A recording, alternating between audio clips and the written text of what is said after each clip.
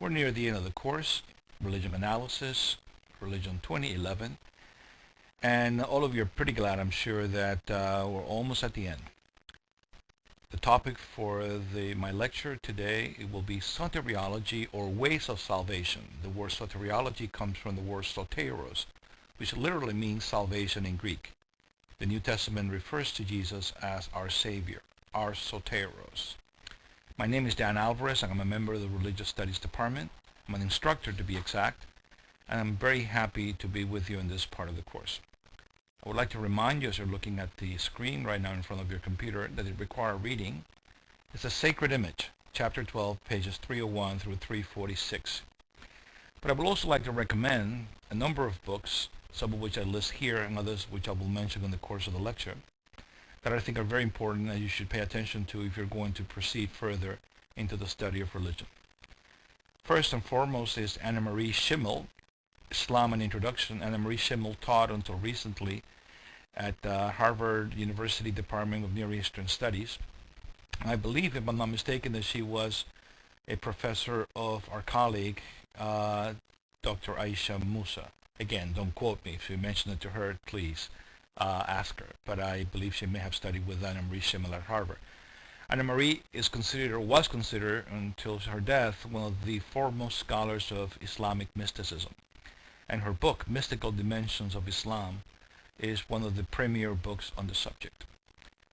Next, I list Luther, Selections. Martin Luther is probably one of the most influential theologians that Christianity has ever produced. In fact, if I were to rank the major theologians of Christianity, I would have to mention Luther among them, Calvin, St. Thomas Aquinas, and St. Augustine. I think those are the really four pillars of Christian theology, and I cannot say enough good things about Luther. In fact, this semester, Fall 07, I taught Reformation, and I had my students read a lot of Luther, and trust me, they were not amused. But as I said to them, they will thank me, not in this course, but afterwards. The selections that I'm recommending to you is edited by John Dillenberger. You can buy many selections of Luther, but this one in particular is exceptional because Dillenberger is able to collect the seminal writings of Luther, the ones that illustrate some of the points that we're going to be talking about in the lecture today. The next book I recommend is the Bhagavad Gita, the best exposition of what's known Bhakti devotionalism from India, and it is translated by Franklin Edgerton. Again, as with Luther, you can get many translations of the Bhagavad Gita, but this one in particular has the virtue of being so literal, almost to a fault, that you can map the Sanskrit to the English and vice versa.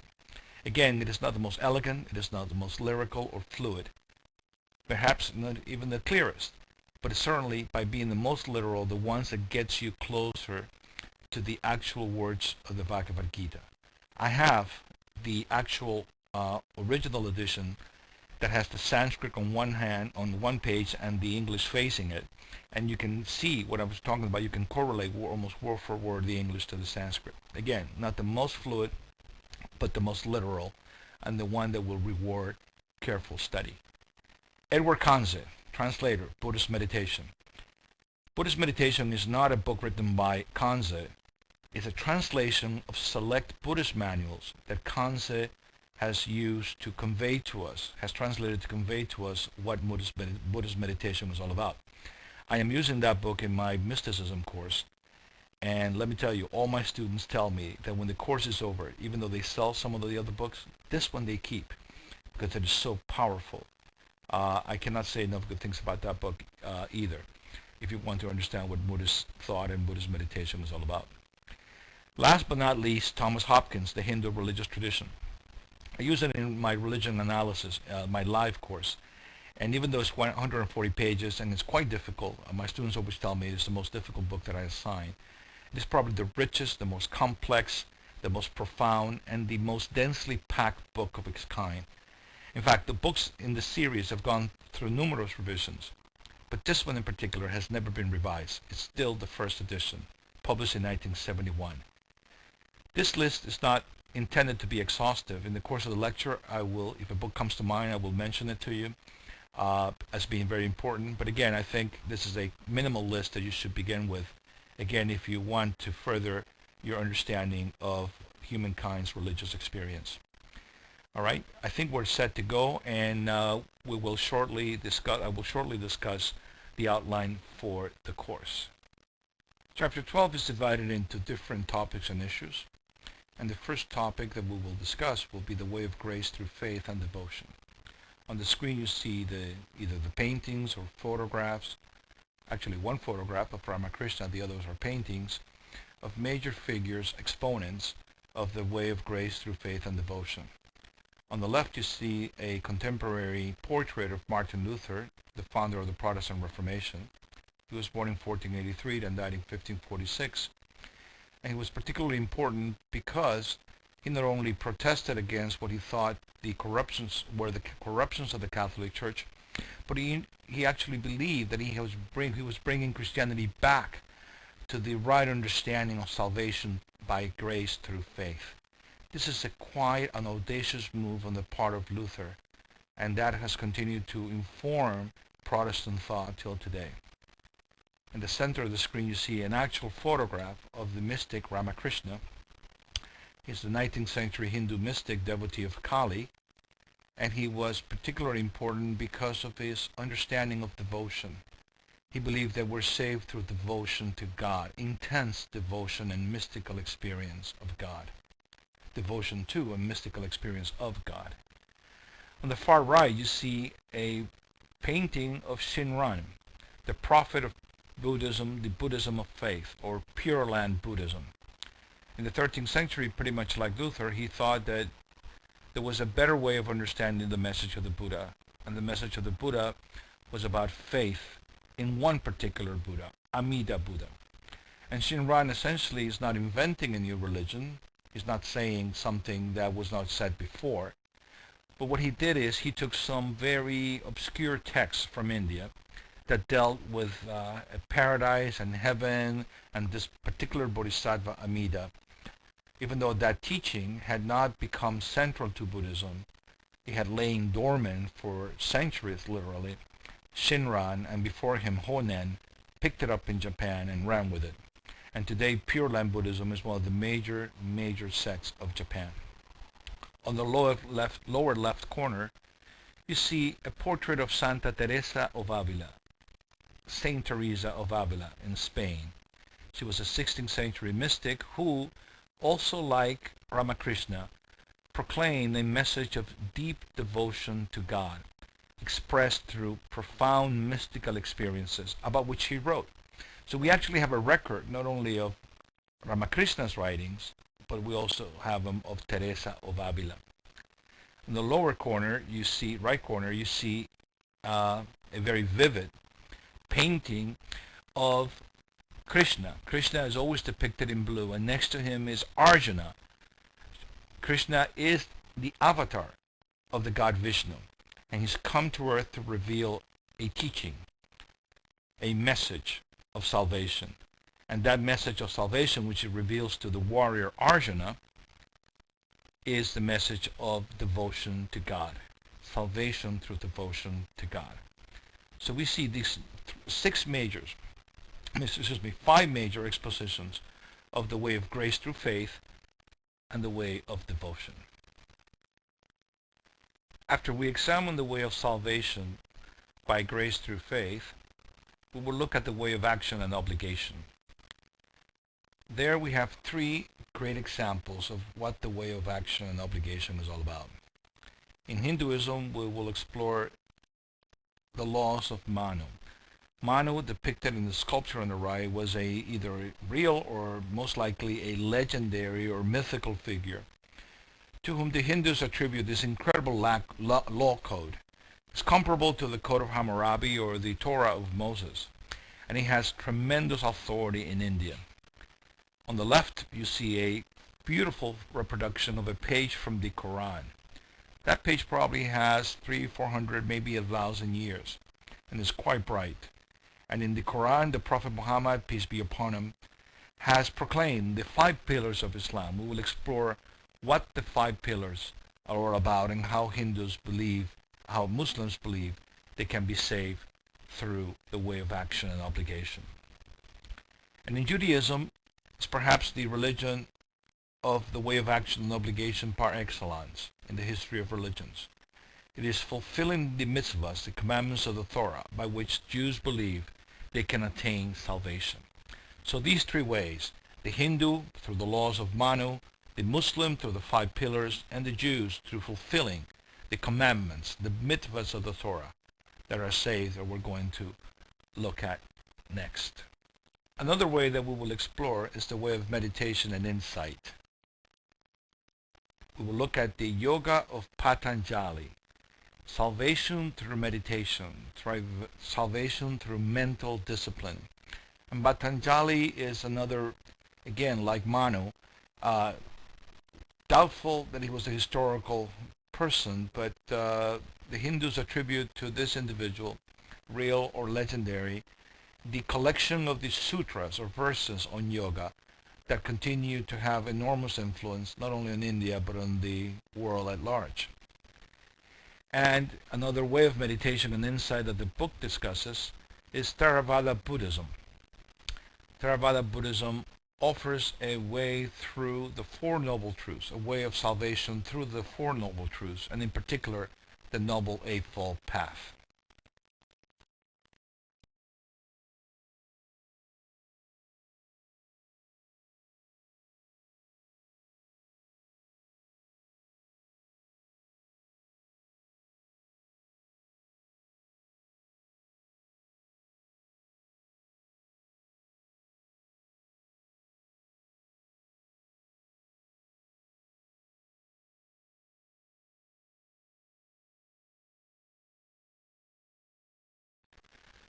We have looked at what we would consider exclusively religious ways of achieving salvation.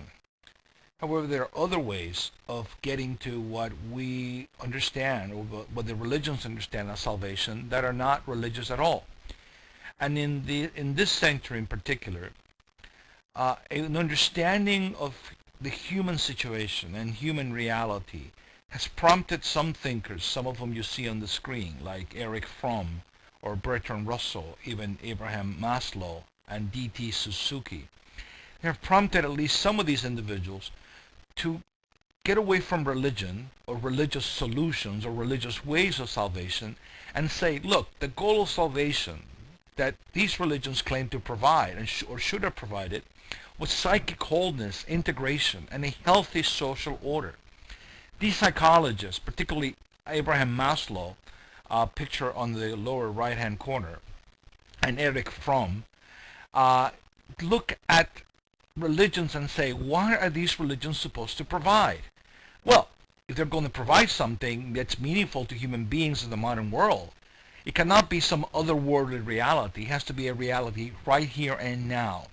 So when you strip religion of all of the mythology and all of the mumbo-jumbo, what you're left with is the salvation of a human being on this earth, and the restoration of human beings who live in societies to a healthy social order. If we can achieve a healthy social order, we would have achieved what the ancients meant by the kingdom of God. And if we can achieve psychic wholeness, that is really all that salvation was intended to mean. This is quite a novel, secular approach to salvation that is not religious at all. In fact, you can almost say is anti-religious in the sense that it does not accept anything as institutional religion or any appeal to a god or the supernatural. The one exception in that group is Bertrand Russell, the notorious atheist, the rebel.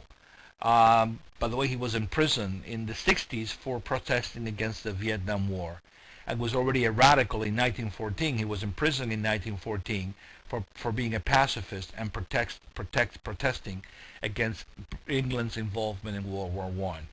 So I guess the sour grape of the group and that you're seeing in the frame is Bertrand Russell, but he was quite important, because even though he's a pessimist, his pessimism offers some very sobering reflections about the human situation. Although the secular humanists like Maslow and Fromm and Russell and others do consider that salvation is really not a religious affair, but quite a natural human one. It's the business of humans to save themselves through kind of a psychological reorientation of themselves. The traditional ideas of what salvation is supposed to achieve are still with us in a very, very powerful way. Even as we speak, in the modern world, people continually appeal to the symbols of a messianic age and a final judgment as bringing a definitive and lasting salvation that is not achievable through normal natural means. And even though people like Maslow and Russell kind of scoff at religious people because they continue to cling to these traditional symbols, there's no questions that our scriptures, our traditional religions continue to offer these options to us as still relevant to the human situation, and without which these religions believe we cannot solve the problem of salvation or the problem of the renovation of humanity and the world. On the left you see the cover of a book about the Messianic temple based on the prophecy of the prophet Ezekiel. And the temple there is the temple built by Solomon. And it is believed by many Jews and many Christians themselves that the Messiah, whether the Jewish Messiah or the Jesus as the Jewish Messiah, if you're a Christian, that he will come in the clouds of heaven and restore humanity, restore the world, take care of global warming, take care of war, and restore peace to the world from Jerusalem. And to do that, he will rebuild the temple. So that is a conception of salvation, or the goal of salvation, according to the Jewish understanding of reality. On the right, I see a famous painting of Michelangelo, The Final Judgment. Many people still continue to believe that it is through some final judgment or final catastrophe, end of the world scenario, that the world will be, let's say, the evil in the world will be weeded out, the bad people will be weeded out, and then there'll be some hope for genuine salvation and restoration. Again, you can see with Maslow, Russell, and others that their solution is strictly natural and humanistic, but still these other supernatural religious solutions to the human predicament are still with us in a powerful way. According to some views, salvation, or the goal of salvation, is the rebuilding of the temple, a messianic age, or a final judgment. Yet we find in the ancient world other approaches to salvation that are somewhat different. On the left you see a picture of the Buddha Amida, the Bodhisattva Amida, descending from his paradise to fetch his devotees, his followers, those who have put their trust on him. And immortality on the right, a mural from the Egyptian Book of the Dead. And you see an Egyptian god weighing the scales of justice. And the soul is going to be presented, and his deeds are going to be weighed, and if he's found wanted, he will go to resurrection and immortality, and if not, he will go to the realm of the dead. Finally, nirvana. Nirvana in Buddhism is a solution quite different from any kind of messianic, apocalyptic, end of the world scenario. Nirvana is not restoring the world. It is not restoring humanity in the world, but the restoration of the human is by exiting this world. We will look at that approach to salvation as well. We're ready to begin our journey by looking at Martin Luther and the way he understood salvation by grace through faith. Luther is, by any account, a remarkable individual. He was going to be a priest. Actually, he became a priest, and he had a problem with sin and with being accepted by God. And no matter what he did, all the penances, all the self-flagellation, all the tortures that he put himself through to achieve forgiveness for his sins, were simply to no avail. And he felt that there was nothing he could do to please God, because God was such a judge, and God was such a demanding judge, that there was nothing at all that he could do to satisfy God's justice. So this Martin Luther goes through all of this personal inner struggle, and finally around 15, 16, he began to read the Bible very carefully. As a matter of fact, he was just a theologian, but at that time, theologians like Luther were not necessarily that well versed in the Bible. They knew church history, they knew the church fathers, they knew the medieval traditions of the church, they knew canon law, but the Bible and the message of the Bible was something that they really didn't give a lot of thought to. They relied on the church, not the Bible. But because of all this inner turmoil of Martin Luther, his confessor said to him, listen, why don't you go teach the Bible? Big mistake that the Catholic Church has regretted for the last 500 years. Luther was appointed professor of theology at the new University of Wittenberg in Germany. The university still stands, and he went to teach his Bible. He taught lectures on the book of Psalms, but then in 1516 he taught lectures on the book of Romans. And there he made a fateful discovery that changed the course of European history. He discovered the message in St. Paul, the Apostle St. Paul, in Romans and Galatians, that we're saved through faith, not by works, lest anyone should boast. As you can see, that is a reference to Ephesians 2, 8, and 9. In Romans, Paul is very clear that we're not saved by fulfilling the commandments of the Torah. We're not saved by trying to do our best and find ourselves acceptable to God, but we're saved strictly by letting go of our works, letting go of our efforts, and putting our trust totally, solely, therefore sola fide, only faith, in the grace of God. It is only by faith, it is only by trusting that it is God who saves us, not that we can save ourselves, that this huge burden is lifted. And Luther experienced what you and I would call today, using modern terms, actually not so modern terms because Luther used it himself, the phrase born again. Let me repeat.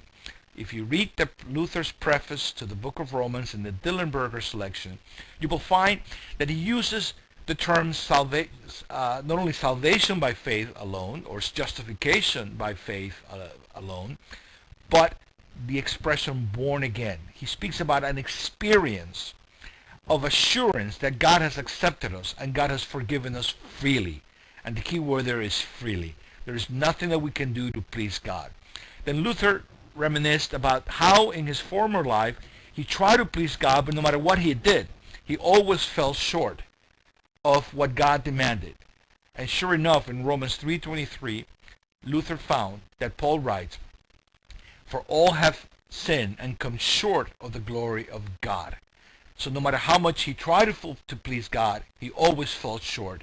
But now, by rediscovering, I would say, St. Paul, the message of justification by faith through faith, Luther is now able to get rid of his burden and see that it is Christ, as he puts it, who has carried his burden, his sins for him. And all the work of salvation is really God's work in and through us. Sola gratia, grace only. This is one of the most interesting and difficult teachings of Luther. Saved by grace through faith. It is God who chooses us, not that we choose God. It is God who elects us by his sheer mercy, by his sheer grace, and not because we have done anything good, but because God has, by his inscrutable will, chosen us for salvation. Sola gratia, we're saved by faith, but by the grace of God.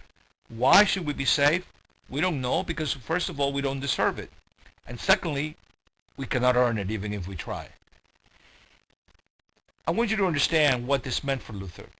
It was not only spiritual, but it was a psychological weight being lifted off of him when he essentially turned or stopped trying to save himself, trying to, by his own works, under his own effort, please God, and then realize that all he had to do was simply trust. Spiritually, that move has had such an incredible impact in the history of Christianity that I cannot say enough about the importance of Luther's move in 1517. The other great principle of Luther is salvation. It's sola scriptura, the scripture only. Luther translated Once he discovered this message and he found that it was in the Bible, he said, what is missing here is not only faith, justification by faith, it's not only that we're saved by the grace of God, but that we have relied on traditions of men and have forgotten the Word of God. And I've given you there a reproduction of a page of Luther's Bible from 1545. Luther translated the Bible into German. He was not the first translation into German, but it was certainly the one that had the most impact and still in print today. As a matter of fact, by translating the Bible into German, Luther contributed to the formation of modern German. Again, salvation by grace through faith. It is God's doing. Salvation is God's work. It is not our work. If we were at work, if it were something that was up to us, we could never be sure that we got it right. But God gets it right. And as Paul puts it and Luther repeats it, God was in Christ reconciling the world unto himself. God put our sins on Christ and put Christ's righteousness on us so that we might be justified through the righteousness of Christ in us. Quite a remarkable message of Luther, quite controversial still. The Catholic Church never accepted that Luther had gotten Scripture right, or that he had the right to interpret Scripture at all. And the controversy continues. That's why in Christianity we have two major branches of Christianity. Well, actually three, strictly speaking. The Greek Orthodox, the Protestant, and the Roman Catholic. The next example of salvation by grace through faith, quite similar to Luther, is Shinran and Pure Land Buddhism. A disciple of Honen, a great devotee of Amida Buddha, it was really Shinran who gave Pure Land Buddhism its definitive form in Japan in the 13th century. Again, according to the Mahayana Sutras originating in India, the Bodhisattva Amida, or as I've said, Amitabha in Japan, created a paradise, a Pure Land, a Tushita heaven, as the Sanskrit scriptures say, in the West, into which he will bring anyone who puts his or her trust in Amida. It is by faith only. I repeat, by faith only. Again, a message parallel to Luther's. It is by faith only in Amida Buddha that he will ferry his devotees across samsara. And samsara means reincarnation, the wheel of birth, death, and rebirth, which, as the sutra says, which is so difficult to cross by one's own efforts. Again, the Buddhists had always said we're saved by our own effort, we're on our own. Theravada Buddhism, that is the classic message of traditional ancient Buddhism, best known as Hinayana or now Theravada Buddhism, one of the only surviving schools of the Hinayana. And that message, the traditional message, was you're saved by your own effort. The Buddha cannot help you. Once the Buddha is gone, he cannot come back. And you cannot pray to the Buddha. There is no God in Buddhism. There is no other power. There is no higher power in Buddhism. That had been the traditional message for centuries. And even though we did have the scriptures about Amida, the Pure Land scriptures in India, those scriptures had a minimal influence in the development of Buddhism until that message was heard and picked up by Honen and Shinran in Japan in the 13th century. And today, that message is one of the Pure Land sect is one of the major sects of religious sects of Japan. On the left, you see a wonderful, wonderful reproduction of Amida Buddha as the Japanese conceive him. And if you go to many Pure Land temples, you will find this image reproduced. And he's called the Buddha of infinite light. You see all those streams of light that are issuing forth from his head. And this Buddha of infinite light has enough compassion as a bodhisattva, enough compassion for human beings, that he will save them by his grace alone, if you put your faith in him. Shinran and Luther, quite parallel messages in quite different times and lands. As I said, the message of Pure Land Buddhism was not invented by Shinran or Honen before him.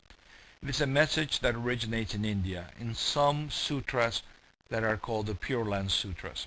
And Edward Conze, who was a wonderful translator of Buddhist meditation, has translated them for us in his Buddhist text Through the Ages, pages 131 and 32. I encourage all of you to look at the full text of the vow, what is called the vow of the Bodhisattva. And in this vow you can see what the Pure Land Buddhists understand by the infinite compassion of the Bodhisattva, and why this message of compassion and faith in Amida Buddha has been so powerful in Japan that today Pure Land Buddhism is one of the major sects, religious sects of Japan. This is worth reading. The Bodhisattva resolves, I take upon myself the burden of suffering. Think about what let's say a text like Isaiah 53, the prophet Isaiah in the Old Testament says, how the suffering servant of God takes upon himself the burden of suffering of his people, the sins of his people. A text that had tremendous influence on Christianity. Jesus is seen as that suffering servant who takes upon himself the burden and the suffering and the sins of humankind. Here you have in Buddhism, in Pure Land, the Bodhisattva Amida taking upon himself the burden of suffering of all beings. Why? Because the whole world of living beings I must rescue from the stream of samsara, which is so difficult to cross, as he says later. Samsara is reincarnation, the wheel of birth, death, and rebirth, as I said a few minutes ago. I must set them free from all calamities. I must ferry them across the stream of samsara, which is so difficult to cross. Unlike traditional Buddhism, which says you're all alone, there's no one to help you. You cannot pray to the Buddha because he can't come back to help you. You cannot appeal to him. You're all alone. You have to be saved by your own effort. Pure Land Buddhism introduces a radically different message. That bodhisattvas, even though they're not gods, they're not deities, one must not be confused. Pure Land Buddhism is still Buddhism. These are highly developed spiritual beings that have tremendous powers, and they can come back, as it were. They can re-enter the samsaric process and help those who put their trust in them. Although Amida is the most famous, particularly the most famous in Japan, there have been others, bodhisattvas, that have fulfilled similar functions. I must ferry them across the stream of samsara, which is so difficult to cross. And I must not cheat all beings out of my store of merit. Merit is karma.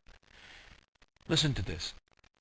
In Christianity you find Jesus saying, it is by his merits, Christians say, it is by his merits, by his deeds, by his sacrifice, by his taking upon himself our suffering, that we're saved. How? Because he transferred to us his merits.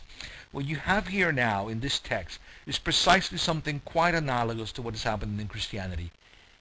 The Bodhisattva Amida, because of his goodness, because of his justice, his righteousness, he's able to accumulate by all his good deeds all this excess karma that he doesn't need. He's already a liberated being. That's what Bodhisattva means. Bodhisattva means one who's essentially a Buddha, one who's essentially one who's liberated, one who can leave the samsaric world instantly, but yet he or she chooses not to. He chooses to remain in samsara, to give of himself, and to share his karma with others, and to take upon himself the suffering of humankind. This idea of suffering, redemption through suffering that we find in Christianity, we find it exactly parallel in Pure Land Buddhism. He was saved by Christ's merits in Christianity, we're saved by the merits of Amida Buddha in Pure Land. And then last but not least, look, I must give myself away as a pawn through which the whole world is redeemed, saved from hell. Quite a remarkable statement by this text. How the Bodhisattva, Amida Buddha, gives himself away. He sacrifices himself so that we can be saved. Quite an interesting parallel to Christianity. Shinran took this message and advanced this radical doctrine, indeed quite radical, because if you look at Christianity, Paul had already said something like this. Luther did not introduce it in 1517. It was part of the Christian tradition. But Shinran is introducing, right, making known now in a radically new way, a most novel doctrine that must have sounded quite odd to Zen Buddhists, but it sounded quite odd to traditional Buddhists who thought that they were alone and there was no one to help them. Here is Shinran preaching from the rooftops the doctrine of salvation by grace through faith in Amida Buddha. A doctrine, as I've said, exactly parallel to Luther's doctrine of justification by grace through faith alone in Christ. If Luther and Shinran proclaim a message of salvation by grace through faith, Ramakrishna and then Santa Teresa of Avila proclaimed a message of salvation through devotion. Ramakrishna was a 19th century Hindu mystic, but a devotee of Kali. You know, Kali is one of the three major gods of India today. You have what? Vishnu, you have Shiva, and you have Kali. And her great temple is in Calcutta. And the word Calcutta, by the way, is the anglicized form of Kaligat. Gat meaning the step of Kali. That is, that's where the steps leading into the temple of the great goddess Kali. And it is said that Ramakrishna would spend days, months, even years in front of the temple, meditating on Kali and having visions of Kali and Christ and Muhammad. This was quite a remarkable mystic, because his message, even though it's focused on Kali, he saw that it was through devotion to God, by whatever name you call him or her, whether it be Kali or Jesus or Allah, it is one God behind all of these forms, and you can have an experience of God through these forms, whether you're a Hindu or a Christian or a Buddhist or a Muslim. Quite a remarkable mystic. Ramakrishna was known for his ability to enter into deep trances and mystical states, what we call samadhi, in which he had not only visions, as I said, of the goddess Kali, but Jesus as well. His message of salvation through mystical experience of the divine has become available to the West through his writings, the most important being his biographical The Gospel of Sri Ramakrishna. I remember in graduate school reading this text, and it was quite impressive to see what a great heart Ramakrishna had, and what his vision, how global, how universal his vision was, and how he understood that devotion to God cannot be limited to one form, that it is universal and transcendent, and how God for Ramakrishna takes on different forms and makes God's self available to us. In many photographs and depictions of Ramakrishna, you see him with his eyes turned backwards, because he would be able to go into some deep trances, deep samadhi states, very profound mystical states. And he wrote about them and he talked about them. As even though it's an ineffable state, this man was able to convey the depth of that devotion to God and make it available to us. And today the Ramakrishna Society all over the world continues to disseminate the mystical message of Ramakrishna and his way of devotion through mystical experience.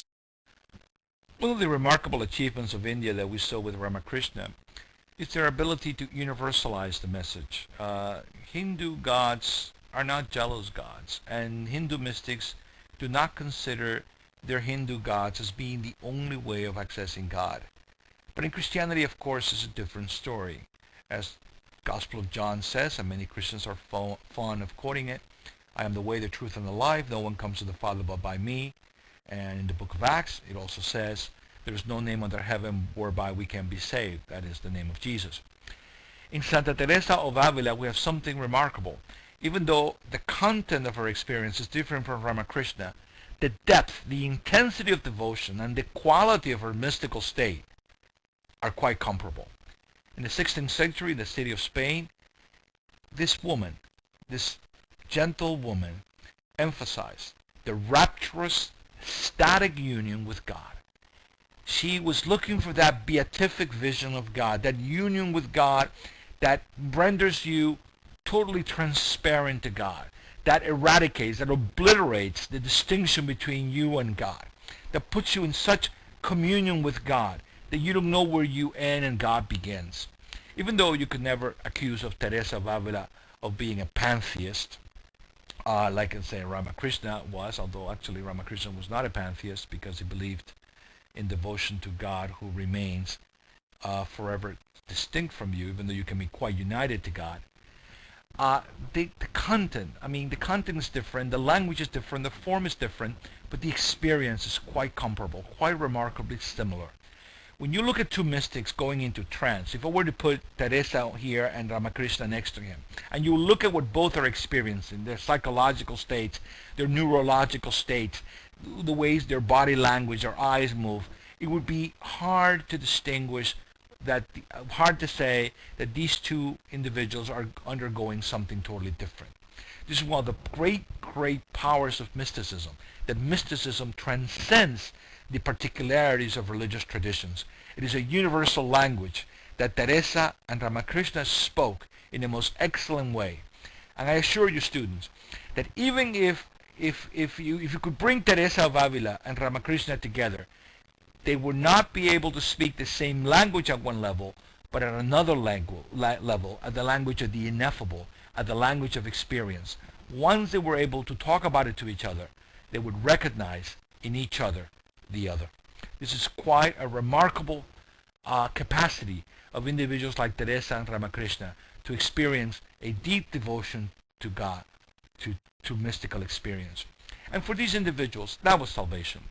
There was nothing else. Once you were able to taste God, you were able to drink of God, as these individuals said.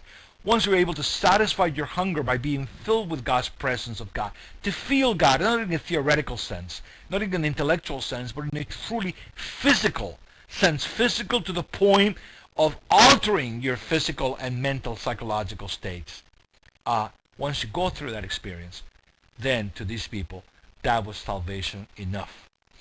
I must point out that the way Teresa and other mystics have spoken about the relationship or the experience of God includes not only these attributes, the sensory attributes of tasting and drinking and eating God, but also sexual terms, rapture, ecstasy. And in the image on the left, you see Santa Teresa being depicted in this wonderful sculpture. And you see the angel there symbolizes the presence of God, and he has the arrow, and he is essentially piercing the heart of Teresa. And as she's piercing Teresa, she goes into this static state. She's beside herself. She's possessed by God. She is in a spiritually orgasmic state, if I can put it that way. I think that does complete justice to what she was undergoing on the wind several times, and exactly comparable, parallel to Ramakrishna himself experienced, and all great mystics for that matter. So the path of devotion, the way of salvation to devotion to God and mystical experience, is quite powerful when you put them next to the other ways of salvation. If Ramakrishna exemplifies devotion to Kali and Santa Teresa devotion to Christ, it is the Bhagavad Gita that exemplifies devotion to Krishna in a most excellent and powerful way. It is the Bhagavad Gita that gives to India bhakti. Even though we have bhakti before, we have devotion to God before in the Vedas, it's not the same. In the Vedas, the gods and human beings relate in a purely mechanical, almost mercenary and commercial way. You do the sacrifices, and God accepts them, and then He'll decide whether you'll be reincarnated. Well, there's no reincarnation in the Vedas. You'll be born in heaven, or if you'll go down to the world, the underworld, the world of Yama, somewhat equivalent to Hades or Sheol, and that's it. There are a couple of hymns there in the Rig Veda that show that even the Aryans who wrote the Vedas, who invaded India in 1500 BC, even they had a longing for a more personal relationship to God. But really, that personal relationship is not there. The next phase in Hindu thought after the Vedas is really the Upanishads in 600 BC. And the Upanishads do not proclaim at all devotion to God. Quite the contrary, it teaches us that we are God, as we'll see when we discuss the thought of Shankara and Advaita Vedanta. So if we're God, how can we worship God? We cannot worship something that we already are. So the Upanishad kind of squashes the idea that we can have any devotion to God, because there's really no God to be devoted to. In fact, the Upanishads, in a quite notorious way, kind of bypasses or outgrows the gods, transcends the gods. It's beyond the gods. There's only Brahman and the self, or Atman. There's no God to worship and no God to be personally related to. And Brahman, by the way, it's neuter. It's not a person. It's an it. You cannot have a personal relationship with Brahman, because it is not a person, and two, because you are Brahman. But with the Bhagavad Gita, around 200 BC, there's where you have personal religion coming into focus. In the Bhagavad Gita, bhakti is elevated to the same status as the path of the Upanishads, the pantheism of the Upanishads, and the ritualism of the Vedic scriptures. prior to that time, prior to the Bhagavad Gita, devotion to God was considered something of the lower classes. The masses were worshiping these deities in their cults. These people like Vasudeva, Krishna, who's not Vedic, by the way, they were worshiping them. But the Vedic, the Brahmanic society simply did not acknowledge this. They did not acknowledge and give any legitimacy to it. But with the Bhagavad Gita, the god Vishnu, who is entirely Vedic, takes on human form in Krishna. Now, I've already mentioned that Krishna is not a Vedic god. Krishna is a non-Vedic deity worshipped by the masses. What the Bhagavad Gita does, it takes the cult of Krishna, weds it to Vishnu, Krishna as an avatar, as a descent of Vishnu, not an incarnation, but a descent of Vishnu, and then you have bhakti legitimized, given status, integrated, brought into the fold of Brahmanic orthodoxy or official Hindu thought. The Krishna pays his dues to the Vedas. The Krishna pays his dues to the worship of the gods and their rituals and all the actions, the ritual actions that one must perform to be a member of the society. The Bhagavad Gita pays its dues to the Upanishads. It does acknowledge it as a path, the path of knowledge, the path of karma for the Vedas, the path of knowledge of the Upanishads. But then he says, but do not begrudge me the path of bhakti as a legitimate path to salvation. There would not have been a Ramakrishna without the Bhagavad Gita, because it is the Bhagavad Gita that enshrines for the first time, officializes in Hindu thought, devotion to a loving personal God. And as I say in the text that you're looking at in front of you, it is the source, the Bhagavad Gita, this 90-page book, only 90 pages in Edgerton's translation. It is the source of all subsequent forms of Hindu mysticism. It is the major expression of theistic mysticism, that is, not pantheistic as the Upanishad, but theistic. There is a personal God over against you, who's not you, whom you can love, and who loves you back. And that is a profound shift from the Upanishads. It is this God who is essentially personal and ontologically distinct from you. That is, God and you are not the same object as the Upanishads teaches. God is totally different, and that's why you can enter into a personal relationship with that God. This God and this mystical union that you can have with God, this personal relationship and mystical experience, never obliterates our differences. We remain who we are through that experience. In Upanishadic mysticism, the experience of samadhi, the experience of transcendence, blends you into Brahman, into one indistinguishable entity, where there is only one object, but not in the Gita. In the Gita, there is difference. Union, but in difference. Identity with difference. Without difference, devotion would not be possible. And that is going to be the great contribution for the history of religions of the Bhagavad Gita. On the left, you see Krishna, the supreme avatar, descent, not to be confused with reincarnation, the supreme avatar of Vishnu, one of the great Vedic gods. Actually, he was a minor Vedic god, but now here in the Bhagavad Gita, he becomes the supreme manifestation of Brahman. He is the personal dimension of the impersonal Brahman. What the Gita is saying is that Brahman, the impersonal Brahman of the Upanishads, has a personal dimension. He can love. He can feel compassion. He wants to get close to human beings. He wants to be loved. He can think. He can feel. He can see. He can will. And he wills to come down to earth and take human form so he can teach us his message of salvation through devotion to Krishna. It is here you see in this picture Vishnu granting Arjuna, the great Arjuna, the warrior. And here's Krishna next to him, this charioteer. He's driving his chariots to go to war. And Arjuna says, give me, show me who you are. And then Krishna says, I'm going to show you who I am in my divine form. And in the back, you see Krishna being transfigured into Vishnu. You see the multiple arms. You see the conch, and you see the club. You see those are typical, stereotypical objects that appear with all depictions of Vishnu ever since the Bhagavad Gita. They are the quintessential Vaishnava articles of the god. And here's Krishna showing Arjuna, who's there with his hands clasped together in adoration, in devotion to God, saying, "See me as I really am." Who cannot but think of Jesus on the Mount Tabor in Israel?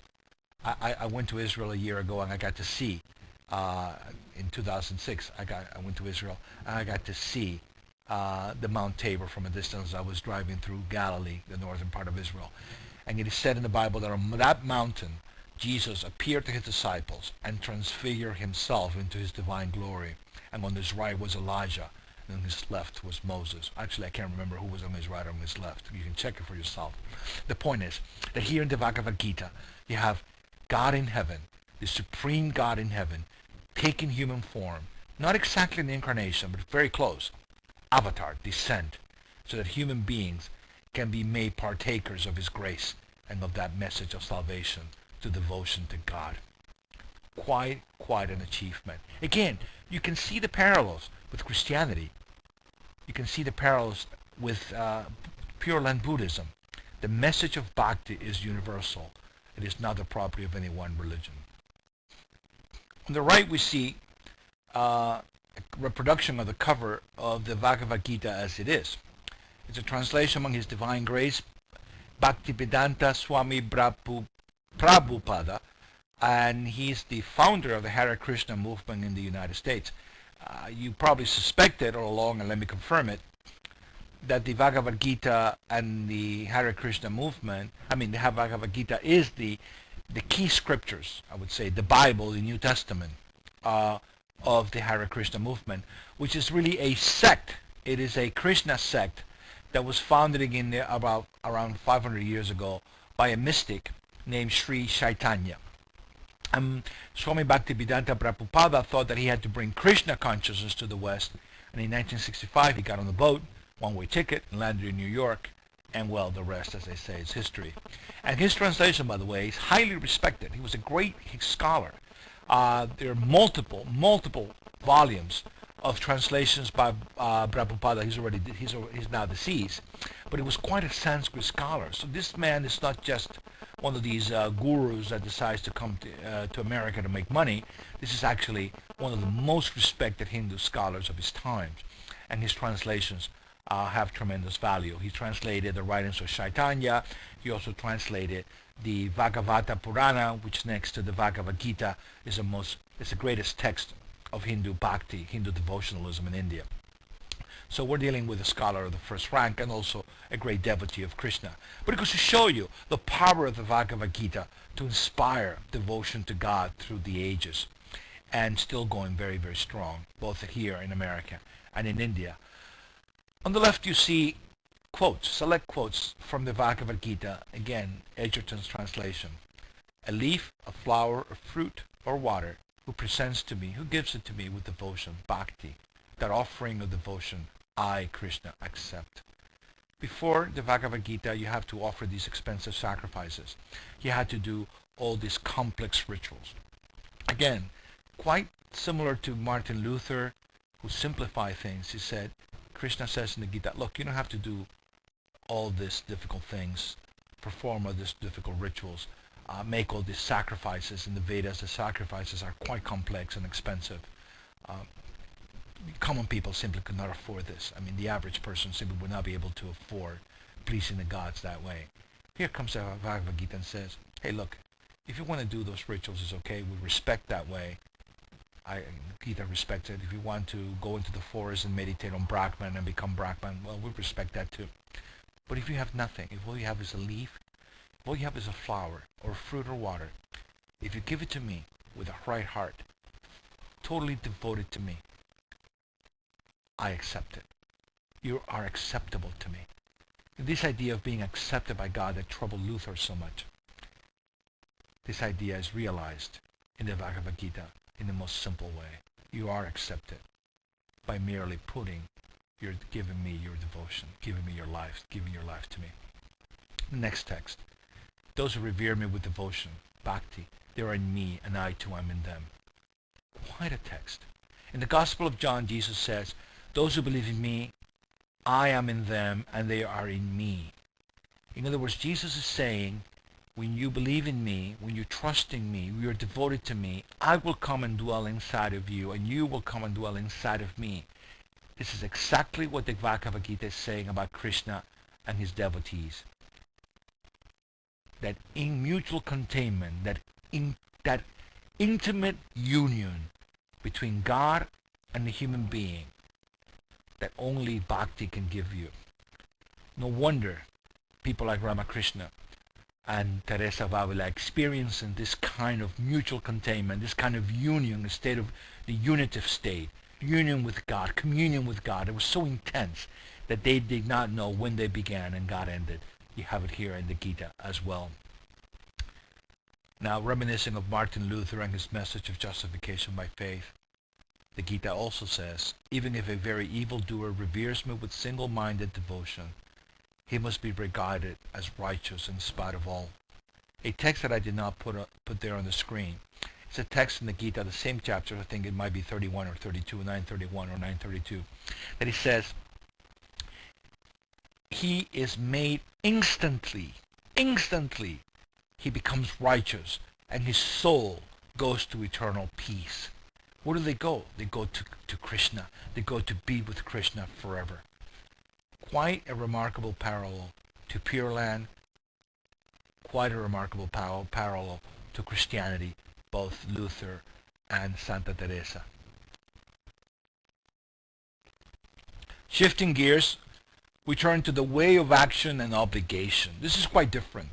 As a matter of fact, you can almost say it's antithetical to the way Luther would have conceived the problem of salvation. For Luther, it's not about action, it's not about karma, it's not about deeds. It's about faith. It's about trusting God. By merely trusting in God, we're saved. But that's not the only way some of the religions conceive salvation. Other religions think Luther is wrong. Even the Catholic Church believes that we're saved by faith, but also by works, that we have to cooperate with God in some sense, that we have to do something, that we have to do penance, that we have to do good deeds. The Quran agrees with the Catholic Church. Judaism agrees with the Catholic Church. We have to do actions that merit, that justify our salvation. It's not a free ride. It's not a freebie, the way Luther wants to look at it. Quite a difference. These approaches to salvation are not reconcilable, but they're part of the history of our religions. In Hinduism, we have an example of what it means to do the right thing, what it means to fulfill an obligations in the laws of Manu. This is a text comparable, as I say, to Moses in Israel and to the law of Moses, that is, and to the Code of Hammurabi in Babylon in the second millennium BC, around 1800 BC, the time of Abraham. What we have here is something remarkable. Whether Manu was real or legendary is not relevant.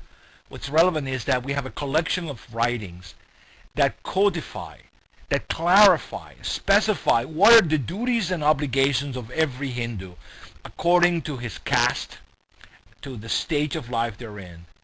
What is their dharma? What is their duty? This is a collection of duties comparable not only to the Code of Hammurabi and the Torah of Israel, but the Talmud in later Judaism, in Rabbinic Judaism, specifying, the Jew goes to a rabbi, a practicing Jew goes to a rabbi and says, what should I do in this situation? And Rabbinic Judaism, through the Talmud, and interprets what it is that he or she should do to be an observant Jew. Same in Islam. You have Sharia. You have the 4 schools of law that specify what are the rules of conduct, what are the obligations, what are the duties of every Muslim if he or she wants to conform and lead the life of a true Muslim. Here, the laws of Manu. Sometime around 2nd, 3rd century BC, before the Bhagavad Gita, because the Bhagavad Gita does subscribe to the laws of Manu. It does acknowledge that there is a Varna, Asrama, Dharma system. There is a Dharma of class and stage. There's a duty. And the Gita assumes that duty has been somewhat made clear. In fact, the Gita says, do every action, fulfill every karma that must be done, and that ought to be done, and that already reveals that the Gita must have in mind, the author of the Gita, must have in mind some sort of code that is clear to people what it is that they have to do, what is prescribed for them to do. And this code, as already implied, took final form in the latter half of the first millennium, sometime before the Bhagavad Gita took shape. And before then, as I've said before, the Hindu religious thought conceived of three paths of salvation. I mentioned them without saying exactly, specifying that these are the three paths of salvation that dominate India after the Bhagavad Gita, up to the Bhagavad Gita. Jnana, the path of knowledge, the Upanishads is the locus classicus of the path of knowledge, knowledge that is mystical knowledge of Brahman, that you are Brahman, bhakti, devotion to God in the Bhagavad Gita, as we saw, and karma, the path of action specified by the Vedas, and now, for the first time, clarified by the duties and obligations contained in the laws of Manu. The path of knowledge is associated, as I said, with the Upanishads, bhakti with the Gita, as we've seen, but the code of conduct that the state dictates the obligation or duty, the dharma of every member of Hindu society, according to his or her class and stage, is what we call the laws of Manu. Salvation, in other words, for the laws of Manu, is not a matter of mystical knowledge or devotion to God. It can also be found in fulfilling one's duties and obligations, what the Hindus call the Varnas Ramadharma system. Let me emphasize this. The Bhagavad Gita already opens the door, even though it does seem to favor the path of bhakti, the path of devotion to God. It does acknowledge that the path of bhakti is not, strictly speaking, above the path of the Upanishads, the path of mystical knowledge, and it's not above the path of karma. The path of karma is the path that is made clear to every Hindu in the laws of Manu. So in a way, the path of karma, the Vedas, the Upanishads, the rituals are all inseparable from the laws of Manu, and that has been the case in Hindu thought until modern times. Again, I compare them to the Sharia of Islam. I compare them not only to the Torah of Judaism, but the Talmud itself, where the most minute detailed requirements are made explicit in a way, for instance, that they're not explicit in the 613 commandments of the Torah of Moses. That people can be saved through action, through deeds, is quite shocking, right, and quite contrary if once you've thought about what Luther had said and what the mystics have said, that it cannot be works, it has to be faith. But we must acknowledge, whether we like it or not, whether we feel comfortable or not, that the way of action and obligation is a way of salvation in major religious traditions like Judaism and Islam, and also in certain sectors of Hindu religious thought, if not all of it. There's no question that Manu would not have been very comfortable with Luther or with Shinran and Pure Land. Not sure that the laws of Manu would have felt very comfortable with the path of bhakti either. It was just too easy. What happens to the duties and obligations? Islam, it's like that. It would not be comfortable with this idea that it is through faith, through simple faith in God, that we're saved. There's a responsibility. Our relationship with God is conditional. God does his part to save us, and we do our part to earn that salvation. Luther simply thought that thought not only was reprehensible, but it was reprehensible because it did not work. Human beings simply cannot fulfill all the obligations to perfection, and therefore they cannot earn their salvation. However, I have insisted, the laws of Manu in India, the path of karma, now in Islam, the 5 pillars of Islam, fulfilling God's will, submitting to God's will, is the essential way in which Islam sees salvation. As for the path of karma in Hinduism, Islam preaches a message of salvation through action, specifically the fulfillment of the obligations dictated by God to Prophet Muhammad circa 610, or rather beginning in 610. Muhammad died in 632. So for the next 22 years, the Prophet received revelations that were later transcribed during his lifetime, but then given final form by the Caliph Uthman. In, I think it was the 3rd Caliph, he was given final form at that time, after the death of Muhammad, peace be upon him. But these revelations, ones that were written down, is what we know today as the Quran, the most authoritative book in Islam. Some Muslims would say it's the only one. That even though there are other sources of authority, the Quran is supreme, and it overshadows, it overrules every other source of authority.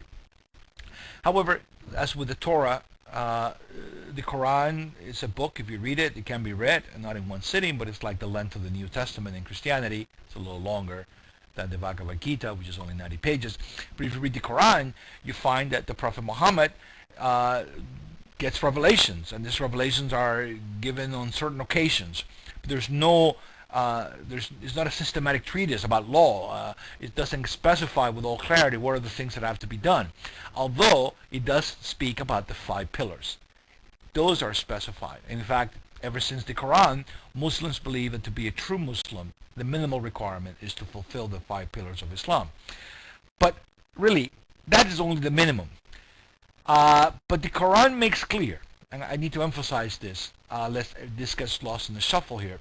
The Quran makes very clear that it is the practice of justice and the doing of good, whether by a Jew, a Christian, or a Muslim, or in principle, any follower of any other religion, that leads to salvation, not any particular religion.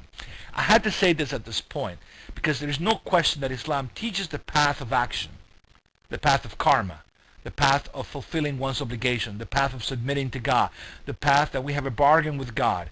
God does his part, he will deliver us to paradise, but we have our part to do. We have to do the will of God, and the will of God has been revealed to us. Yet, surprisingly, if you check Quran chapter 5, Surah 5, that the salvation is, in a surprising way, quite universal.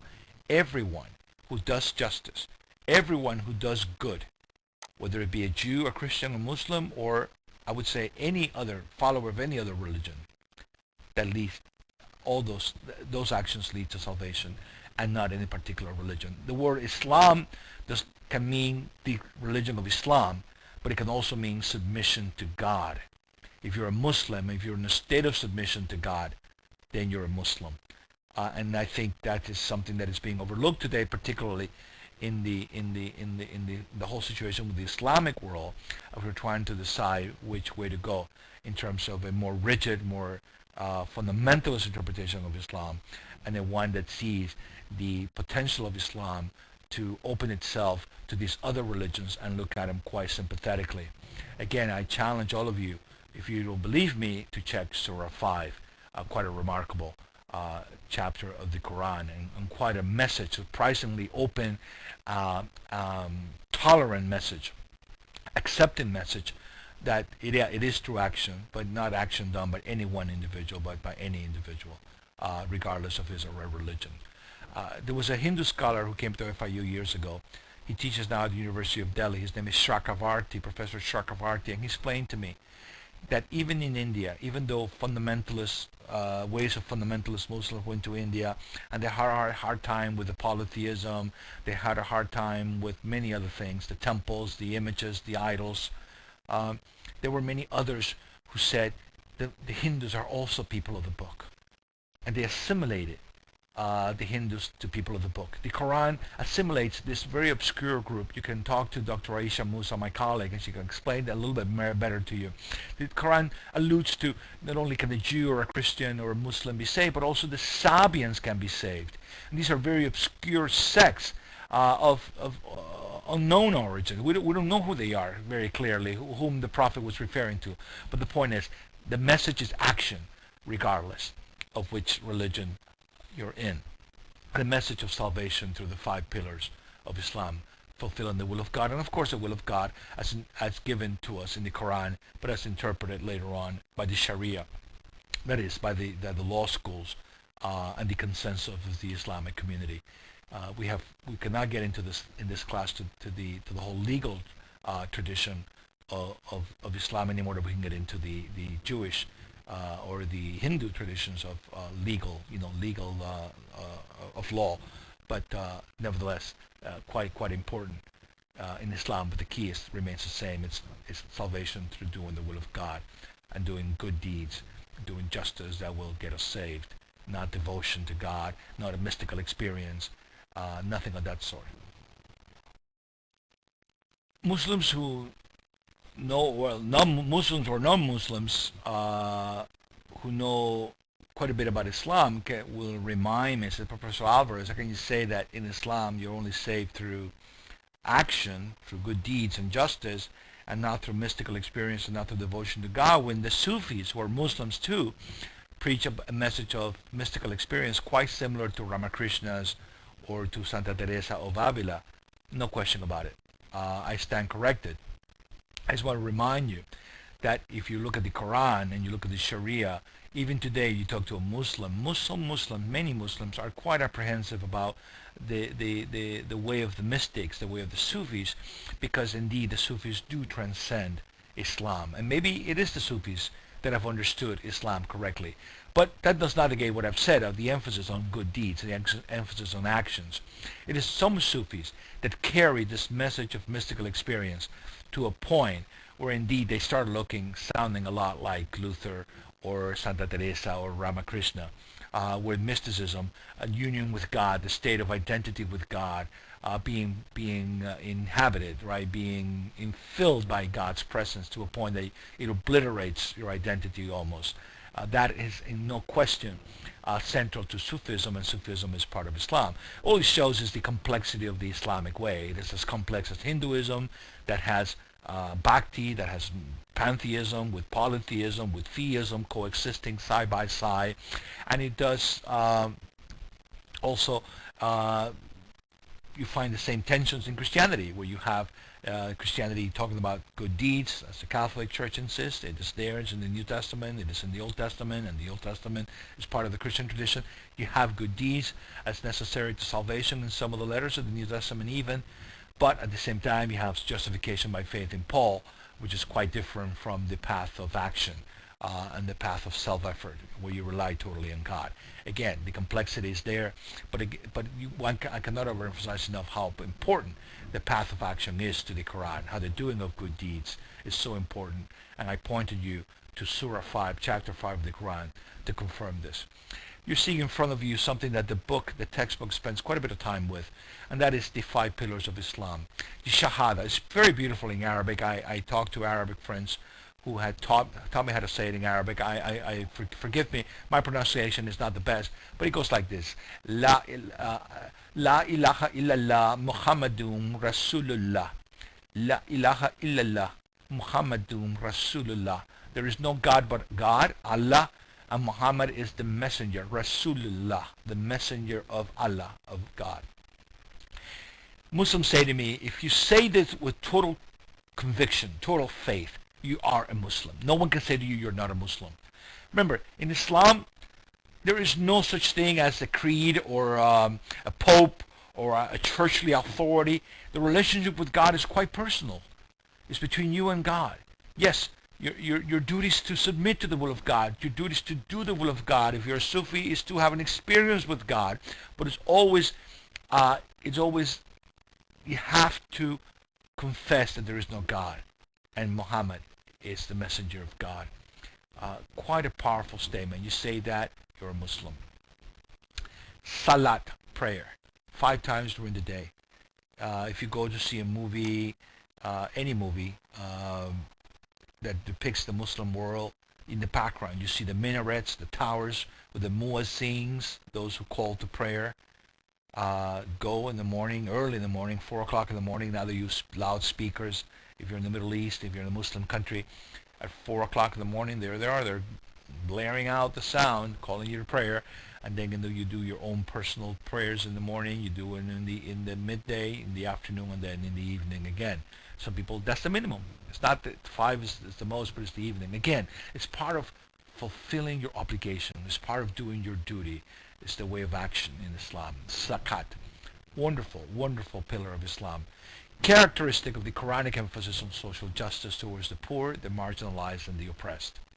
And I challenge you, look at the way Prophet Isaiah in chapter 58, Jeremiah in chapter 7 of the book of Jeremiah, the book of Isaiah, and even Jesus in Matthew 25, 31 through 46, which is essentially quoting Isaiah 58. Look at those texts. Almsgiving is institutionalized in Islam. It is not an option. You cannot say, I'm going to help the poor, I'm going to help the needy, I'm going to help the oppressed. The Quran says very clearly, if somebody's oppressed and needs your help, you have to go help them. That's zakat. It's not alms giving only money. Zakat is a more broader concept of helping those who are in need, making sure that they don't go hungry. And that is a prophetic message. I'm quite amazed by how much of the message of the Hebrew prophets lives in the message of Islam. And zakat is a good example of that. Again, the message of compassion towards the poor and the needy, the disenfranchised, the marginalized, the oppressed, given to us by the Hebrew prophets, lives in Islam. In fact, Muhammad saw himself as reviving, proclaiming not a new religion, but as reviving the religion of the prophets that had been forgotten and distorted later on. Zom, fasting, particularly during the month of Ramadan. Here at FIU, every time the month of Ramadan, the 9th month of the lunar year, by the way, so it doesn't coincide. Sometimes it's been in September, other times it's been some other times. The other months of the year, because it's lunar, so it's not the same month every year. Muslim students at FIU do something wonderful. They organize a psalm, a fast, and they challenge us to fast with them. I've been proud to be a part of it, not every year, but the years that have been approached. And I remember, and I must apologize for making this confession, the years that I remember, I've certainly done it. It's been wonderful, and I thank the Muslim students at FIU for introducing us not only to the theory but the practice of Islam. The fasting is quite important in that month of Ramadan, when the Prophet began to receive his revelations. And then finally, the Hajj, the pilgrimage to Mecca, at least once in one's lifetime, provided the Prophet has specified that you have the health and the means to do so, at least once. So it's a requirement, provided you can do it. If you don't have the money, if you're poor and you cannot do it, then you don't have to worry about it, that you have not fulfilled it. Quite a remarkable achievement, these 5 pillars of Islam. I should tell you, many Muslims wanted jihad to be the 6th pillar. The defense of the community, not aggression. No. Defense of the community coming together to protect themselves from aggression. And jihad is, the Prophet overruled. Jihad did not make it to one of the 5 pillars of Islam. The laws of Manu, Islam, and Judaism, the way of the Torah. Like Islamic law, Sharia, whose development it inspired and influenced. I must remind you, Islamic law, if you look at it, if you compare it with, let's say, the Torah, if you compare it with the Talmud, it's quite similar. These are legal scholars who got together and developed schools of law, the great mastabas. I'm not sure be able to remember all the 4 of them, but I think one is Shafi from Egypt, Hanafi, Shafi, at least I got those 2 right. Hanbal was the last one. Great scholars, great scholars, and they set up schools in different parts of the Middle East, and people would come and study with them, and they would develop the whole interpretation of the Quran and how to apply the Quran to everyday life, how to make it a living law, a living Sharia, how to extrapolate it, how to tease it out so that it could be applicable to the lives of everyday Muslim in every situation.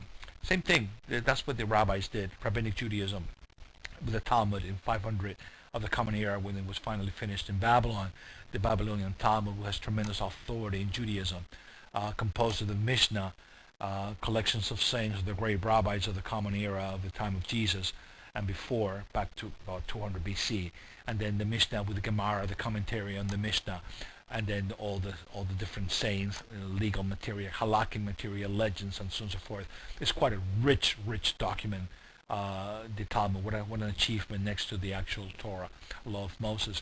But this halakhic tradition enshrines the meticulous observances and details that make a Jewish person a practicing Jew and a genuine son or daughter of the commandment, that is either a bar mitzvah or a bat mitzvah. And you can see on the left the picture of a rabbi in the synagogue carrying the scroll of the Torah around the synagogue. If you've been to a service, as I have, there's a moment in the service that he comes down from the pulpit, right? He leaves the podium and he opens a little ark where they keep the Torah, and they bring it to the congregation, and the congregation touches it with the hand and kisses it. It's quite essentially the blessings of Judaism are mediated to the Torah. Rabbinic Judaism has been, like the Muslims themselves, suspicious of mysticism, because that's all you need. The Torah is all you need. You don't need this mystical experience. God is present with you when you're studying Torah. God is present with you when you're living the commandments. You don't need to have any more intimate, personal, mystical type of experiences. Those are superfluous, in fact quite dangerous. All you need is the Torah, and that is enough. And I think the Muslims, many Muslims I would say, share the same sentiment. These observations, rooted in the 613 commandments of the Torah, are given authoritative form, as I said, in the Mishnah and the Gemara, which together make the Talmud. It is through this interpretation, it is through this document, that obedience to the will of God is interpreted, and what it means to do good deeds, what it means to practice social justice. And it is through the practice of good deeds and social justice that we're saved. Judaism is very clear. We're saved by obedience to the will of God, exactly like Islam. In fact, Surah 5, when I was talking about Islam, I alluded to, Surah 5 says God has given the Torah to the Jews. They're saved through the Torah. And God has given the gospel to the Christians. And Allah has given the Quran to the Arabs, to the Muslims.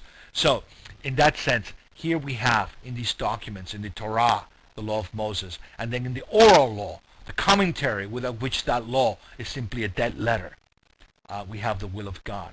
And let me emphasize something about Judaism that is quite remarkable. And this is somewhat different from Islam and Christianity. Islam and Christianity see a document set in stone. That is, the New Testament, the Old Testament, the canon, the rule, right? The rule of faith, the Bible, and you cannot tamper with it. The Muslims see the Quran. You can't tamper with it. You cannot go beyond it. You have to abide by it. But here come the Jews in Judaism. They say, yes, we have the Torah of Moses, but the Moses is like one of us. He's a contemporary. Really, he's a contemporary. Our rabbis have been given the authority to interpret the will of God, and that interpretation has as much authority as Moses' interpretation has for his day. It's quite a remarkable statement. In fact, to understand Judaism and the way of the Torah and the way of Rabbinic Judaism, there's a legend in the Talmud that speaks about this man who performs a miracle and says, I have an interpretation of the Torah, and look, my miracle says that I'm right. You know, it proves that I'm right. The rabbis confer and say, no, just because you do a miracle, that has nothing to do with the Word of God. We can tell you what it means, and we agree that your interpretation was wrong, and they overrule that rabbi. Then finally, to make a long story short, God comes to them and says, I know what the Torah means. The rabbis stand up and say to God, no, you don't. You at Mount Sinai, you gave us the authority to interpret the Torah. We overrule your interpretation. And God withdrew and said, my children have defeated me. My children have defeated me. In other words, in Rabbinic Judaism, the rabbinic interpretation, which is the living Torah, all the way from the great rabbis to the present, even in the present, the rabbis have that authority to interpret the law for every Jew with the authority of God, the imprimatur of Moses himself. That is quite unique to Judaism, and I don't see that in Islam, and I certainly don't see it in Christianity. But the point remains the same. Judaism and Islam and the laws of Manu share one thing in common. It is salvation through action, obedience to some commandment, whether it be the law of Manu, whether it be the Sharia, whether it be the Quran, whether it be the Torah, whether it be the Talmud. You're saved through actions. You're saved through deeds. You're saved by doing good. You're saved by fulfilling an obligation that you have with God. God does his part, you do your part.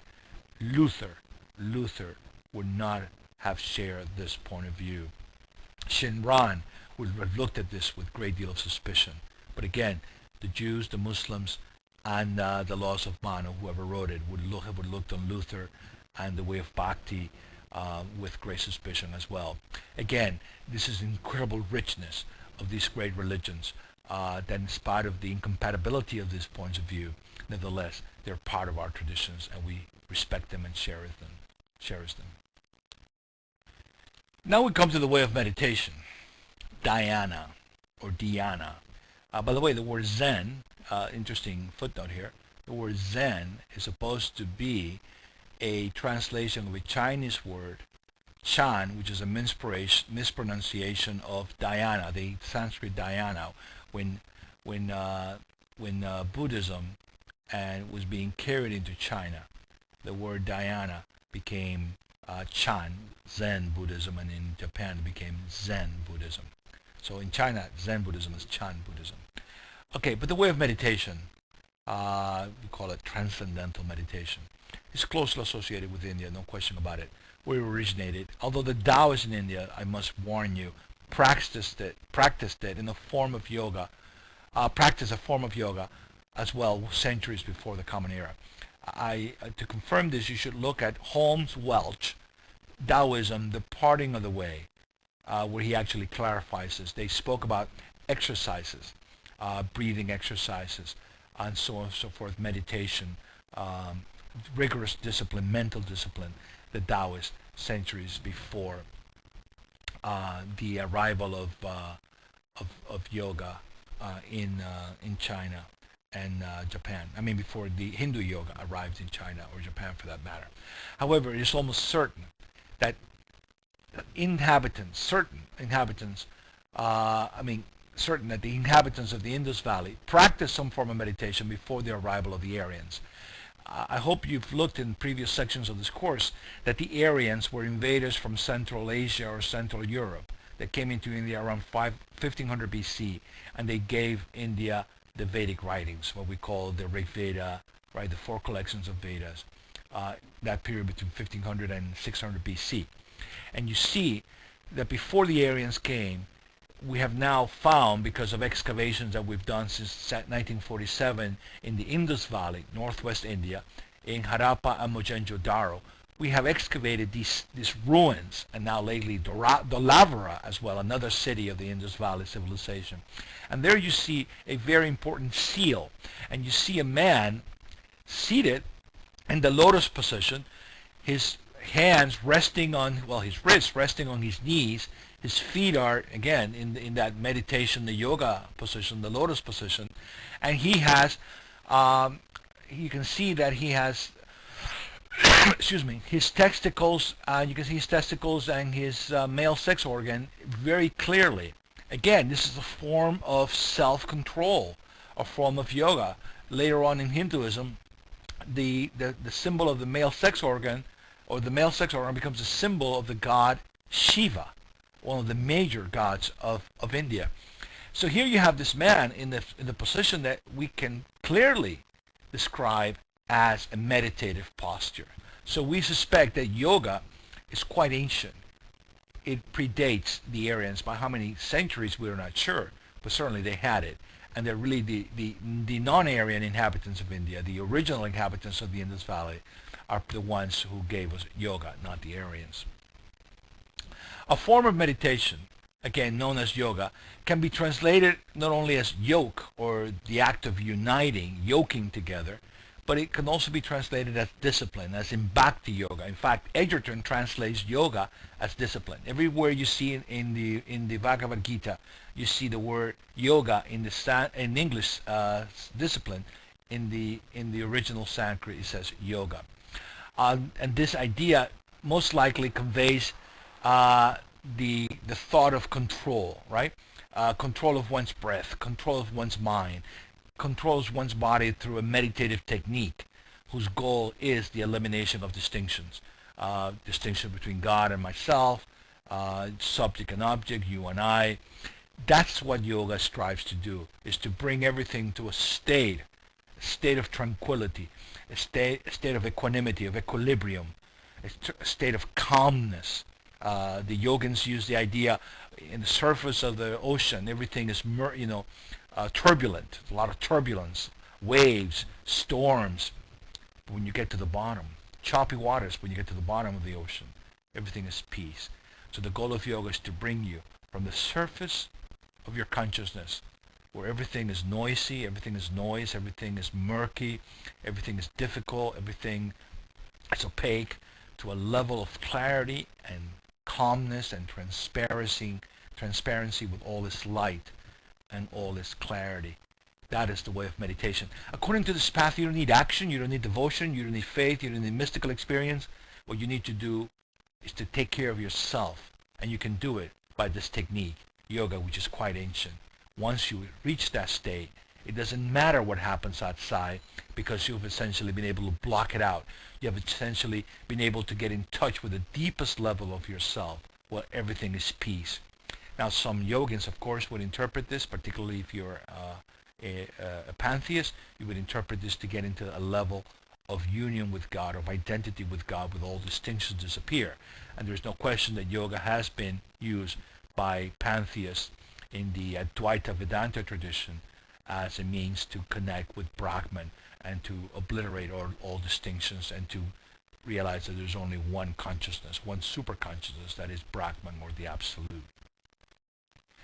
It is this calming of the mind that drives the practitioner of yoga to a level of consciousness where everything, as I've said, is quiet, where all the distinctions operative at the surface consciousness disappear. And even the mind consciousness, as a distinct awareness of a self over against something else, also dissipates, also disappears into a state of what they call non-duality, non-dual consciousness. It is at this profound level of consciousness, class, without distinctions, a level of consciousness without distinctions, that according to the path of yoga, we achieve our most real self, the liberation of the self, to the extinction of our individual self-consciousness. And it is there that we arrive at the state of samadhi, that is the emptying of the mind of content, the state of absolute tranquility and stillness. Notice the word emptying. The emptying in samadhi, the absorption, where you become so absorbed, so you become so empty of content that you are like an empty vessel without distinction. There's nothing in there to distinguish it from anything else, because it is empty, and all emptiness is alike. All emptiness is non-dual. You become, as the Zen Buddhists would say, a total zero. And this type of yoga, this approach to meditation has really taken hold not only of the Hindus, but has become the universal method, a universal method of calming the mind and discerning the real in many religions in the East, and it's now through a transcendental meditation and other ways that have come to the West, becoming now common practices in the West, although not tied up with any religious point of view. The Yoga Sutras are attributed to Patanjali. The Yoga Sutras are as Manu is to the obligations and duties of the Hindus, as the Sharia and the Talmud to the Jews and the Muslims. The Yoga Sutras are essentially the collection of all of the practices and methods of doing yoga available in India, and they've been attributed to this real or not real gentleman, Patanjali. And on the right you see a little image depiction of Patanjali in a sculpture, and you see the posture there where he's meditating. And quite remarkably, the photograph that I have here on the top mirrors precisely that state of perfect tranquility and equilibrium that you achieve when you practice yoga.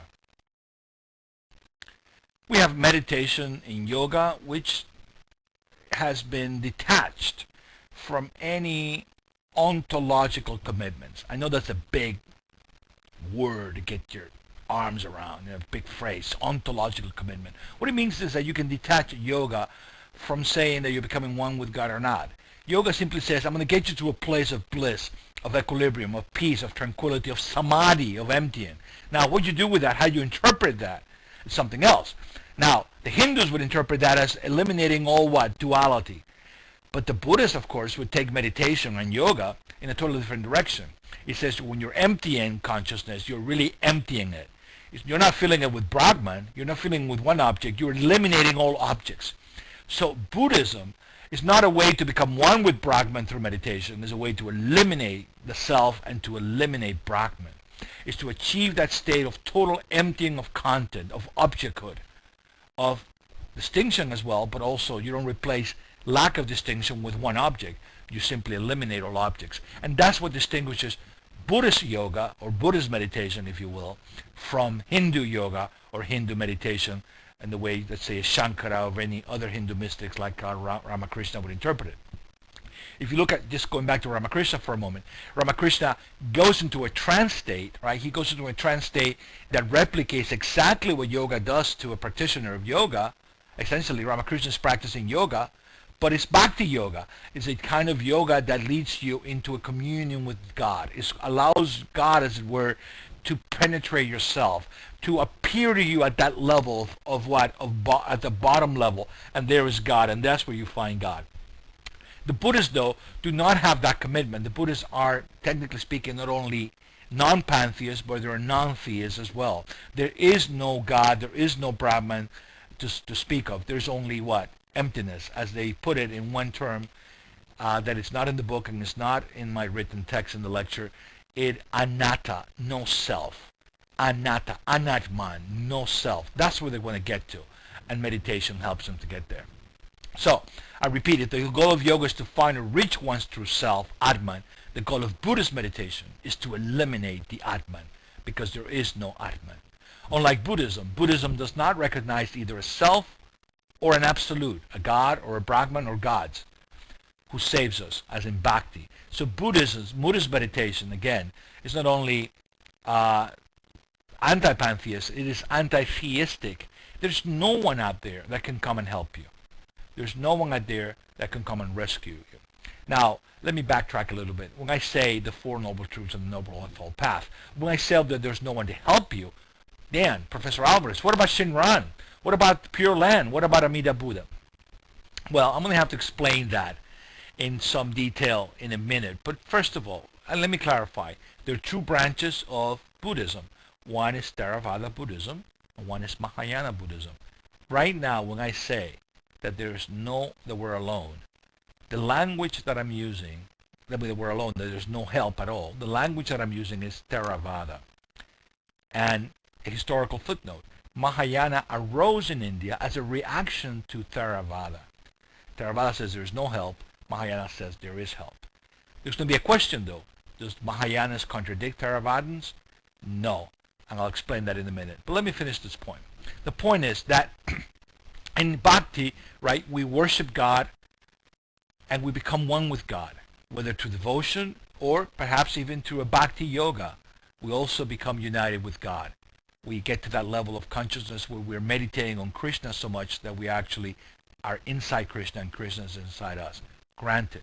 In the Upanishads, we become identical with God, or rather, not God, but Brahman, the Absolute. But salvation, or liberation, that is moksha, the way the Hindus, that's a Hindu word, a Sanskrit word for release from samsara, which is what salvation means in India, whether you're Buddhist or whether you're a Hindu, is for all Buddhists. Moksha is for all Buddhists a matter of getting rid of both the concept of a God and of an absolute, and of a self or soul that subsists beneath or beyond the illusory and transitory appearances. So moksha, by the way, the word that the Buddhists use is not moksha, it's nirvana. In fact, moksha and nirvana are correlative terms. Moksha and nirvana both mean release from samsara. But moksha means release to go into God or Brahman. Nirvana means extinction from existence. There is no further existence after this one. Once you reach nirvana, you stop reincarnating. You don't go to God or become God. That's the big difference. But the terms mean in the sense of getting out of samsara. They both mean getting out of samsara, release from samsara in that sense. All right, but again, getting back to the Buddhist issue. For salvation for the Buddhists through meditation means getting rid of both of the concept of God and of the concept of self. Hence, liberation for Buddhism is, as I've said, nirvana, the extinction of any notion of self. To achieve nirvana, the Buddha proclaimed a dharma, a truth, a teaching that Buddhists identify with the Four Noble Truths. How to eliminate the self? As I've said, the solution that the Buddhists offered is the Four Noble Truths. There are other complex issues about other help, other power, helping from another, that arises with the rise of Mahayana Buddhism. I'll get to it. But first, let's deal with Theravada Buddhism and its understanding of salvation. The first noble truth is dukkha. Everything is suffering. And not just suffering in the familiar sense of pain or disease or old age and death, but also in the sense of impermanence. Thus, those are the two dual aspects of dukkha. It's pain, suffering in the familiar sense, but it's also impermanence. Nothing remains the same. Nothing lasts. There's nothing to hold on to. The world, the reality we have fabricated, whether it be of God or self or the people around us, the objects around us, that world is a fabrication, something that we have created. We have fabricated the notions of self, of gods, and even the absolute beyond the gods to help us cope with dukkha. That is, not being able to handle impermanence, not being able to handle sufferance. If we find here in this world of phenomena, the world of appearance, nothing that lasts, nothing that we can hold on to, what do? We project beyond the appearances to an invisible realm, a world where things are permanent, where there's a soul that lives forever. There's a soul that is immortal. We project a God that is absolute, that doesn't change, that is immutable, impassible, transcendent. We postulate a world of objects that is not affected by this change, but to no avail. These are all fictions that allow us to hold on to false views, and in particular the view that beyond the changeable, unstable world of appearances, that is phenomena, there is a permanent self that does not decay, that does not change. Look, the Buddha understood why psychologically we're compelled to postulate, right, to create these fantasies. We need them because it is so tough to live without these crutches. These are the crutches that we need to get by, because life is indeed terrible. Life is dukkha. It is very difficult for human beings to handle impermanence. If we cannot have impermanence in the here and now, if we cannot have impermanence in the things that we touch with our hands, that we smell, that we taste, that we see, that we hear, then we're going to fabricate it. We're going to project it beyond what we see into some invisible, fictional realm of our own making. This is the fatal attraction that all of us have toward the impermanent. They need to believe that we're eternal. They need to believe that there's something to hold on to at some level.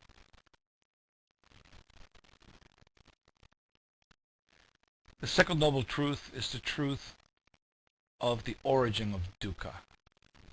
What is the origin of dukkha? Attachment, craving, tanha, clinging, holding on to the false views of a permanent self, of God, of Brahman, or anything else to which we attach the attribute of permanence. That's what creates suffering. Think about it. You suffer with the thought that you may not see your mom and dad, that something will happen to them, or your brother, or your sister, or your boyfriend, or your girlfriend. There's the thought that you're getting old, the thought that you're going to get sick. All those thoughts come to you, and what? They're real. They're not illusory. We are going to suffer. In fact, if there's something that we know, we may not know about things that are theoretical, things that are conceptual, abstract, but we know one thing for sure. We know that everything that we touch goes away someday. That everything that we touch will not remain the same, and that these things that we touch are sources of pain and misery. Our body that we're touching, just go ahead and touch it right now. Everything, look around this room, the room you're in, everything that you see is impermanent, and yet we're attached to it, and by our attachment we make our suffering even more intense, even more difficult. It's a kind of a positive feedback loop. It's a vicious circle. It's a codependency with our fictions, with our projections, with our fabrications. We need them to help us to get by, but the more we crave them, the more we hold on to them, the more destructive they become in our lives. Think about the things that have destroyed you already. How many of you can raise your hand and say, yeah, Professor Alvarez, even though you don't hear me, because I'm just looking at a computer, I understand exactly what you're saying. How many people, maybe my own life, I have lived, I have experienced pain and suffering to the point of coming almost to total annihilation. How many people do you know that are going through tremendous suffering and pain? Pain is real, right? Pain is real, and we seek ways to escape it, and the easiest way to escape it is to fabricate these fictions according to the second noble truth. It is also attachment, right, to false belief that there is something eternal, unchanging, and impervious to the wheel of death and birth and rebirth. That is attachment. That is what causes suffering. We fear extinction, and we want to live forever, and thus we crave.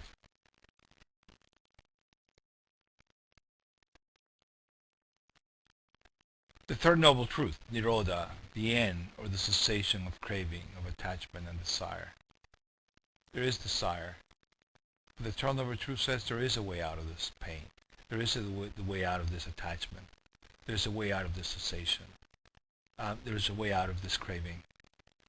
There's a way out of this desire. What is it? To let go. To stop clinging. Because there's nothing to hold on to.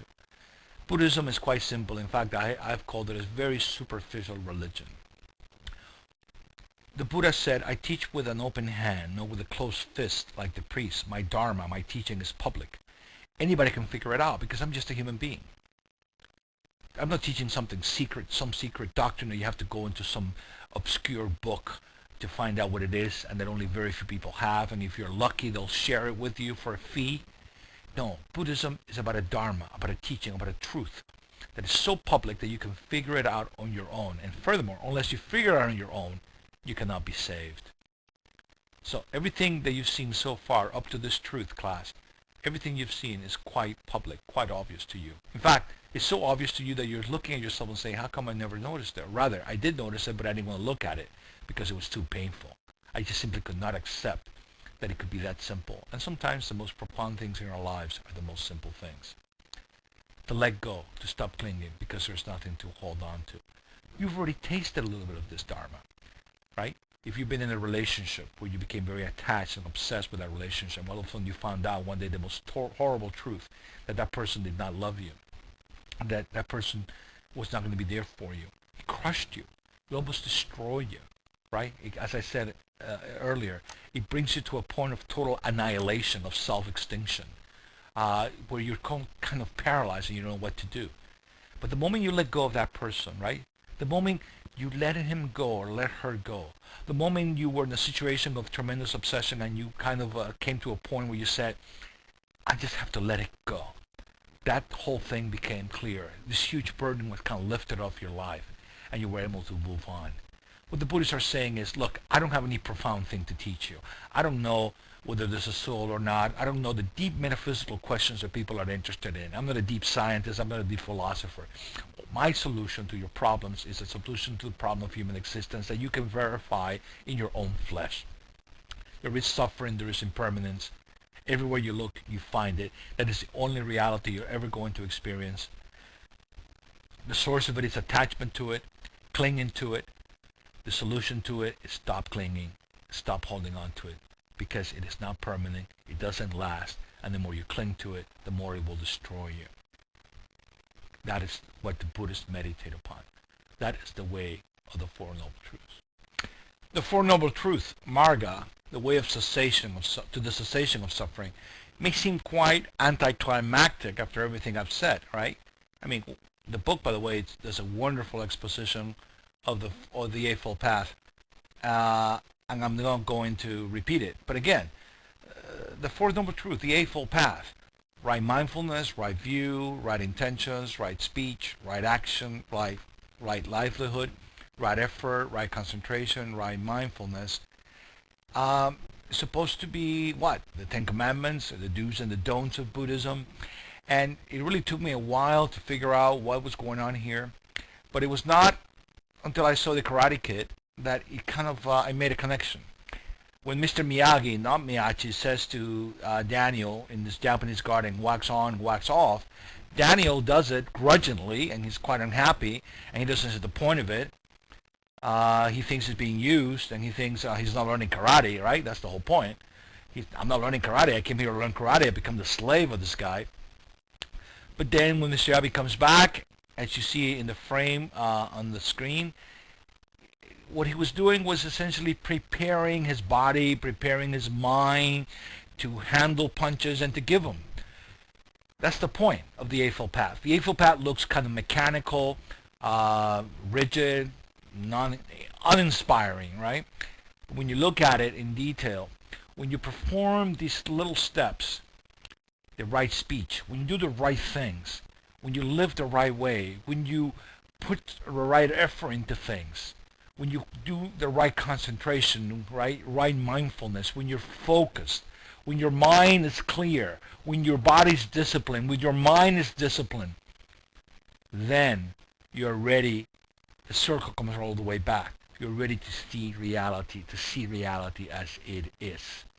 Then you become Daniel, who all of a sudden has that samadhi, that moment of enlightenment, that moment of satori, right? That experience of, my God, I'm getting it. I see what it is that I'm doing. And he sees his skills grow as he does something that at first he thought was totally not to the point.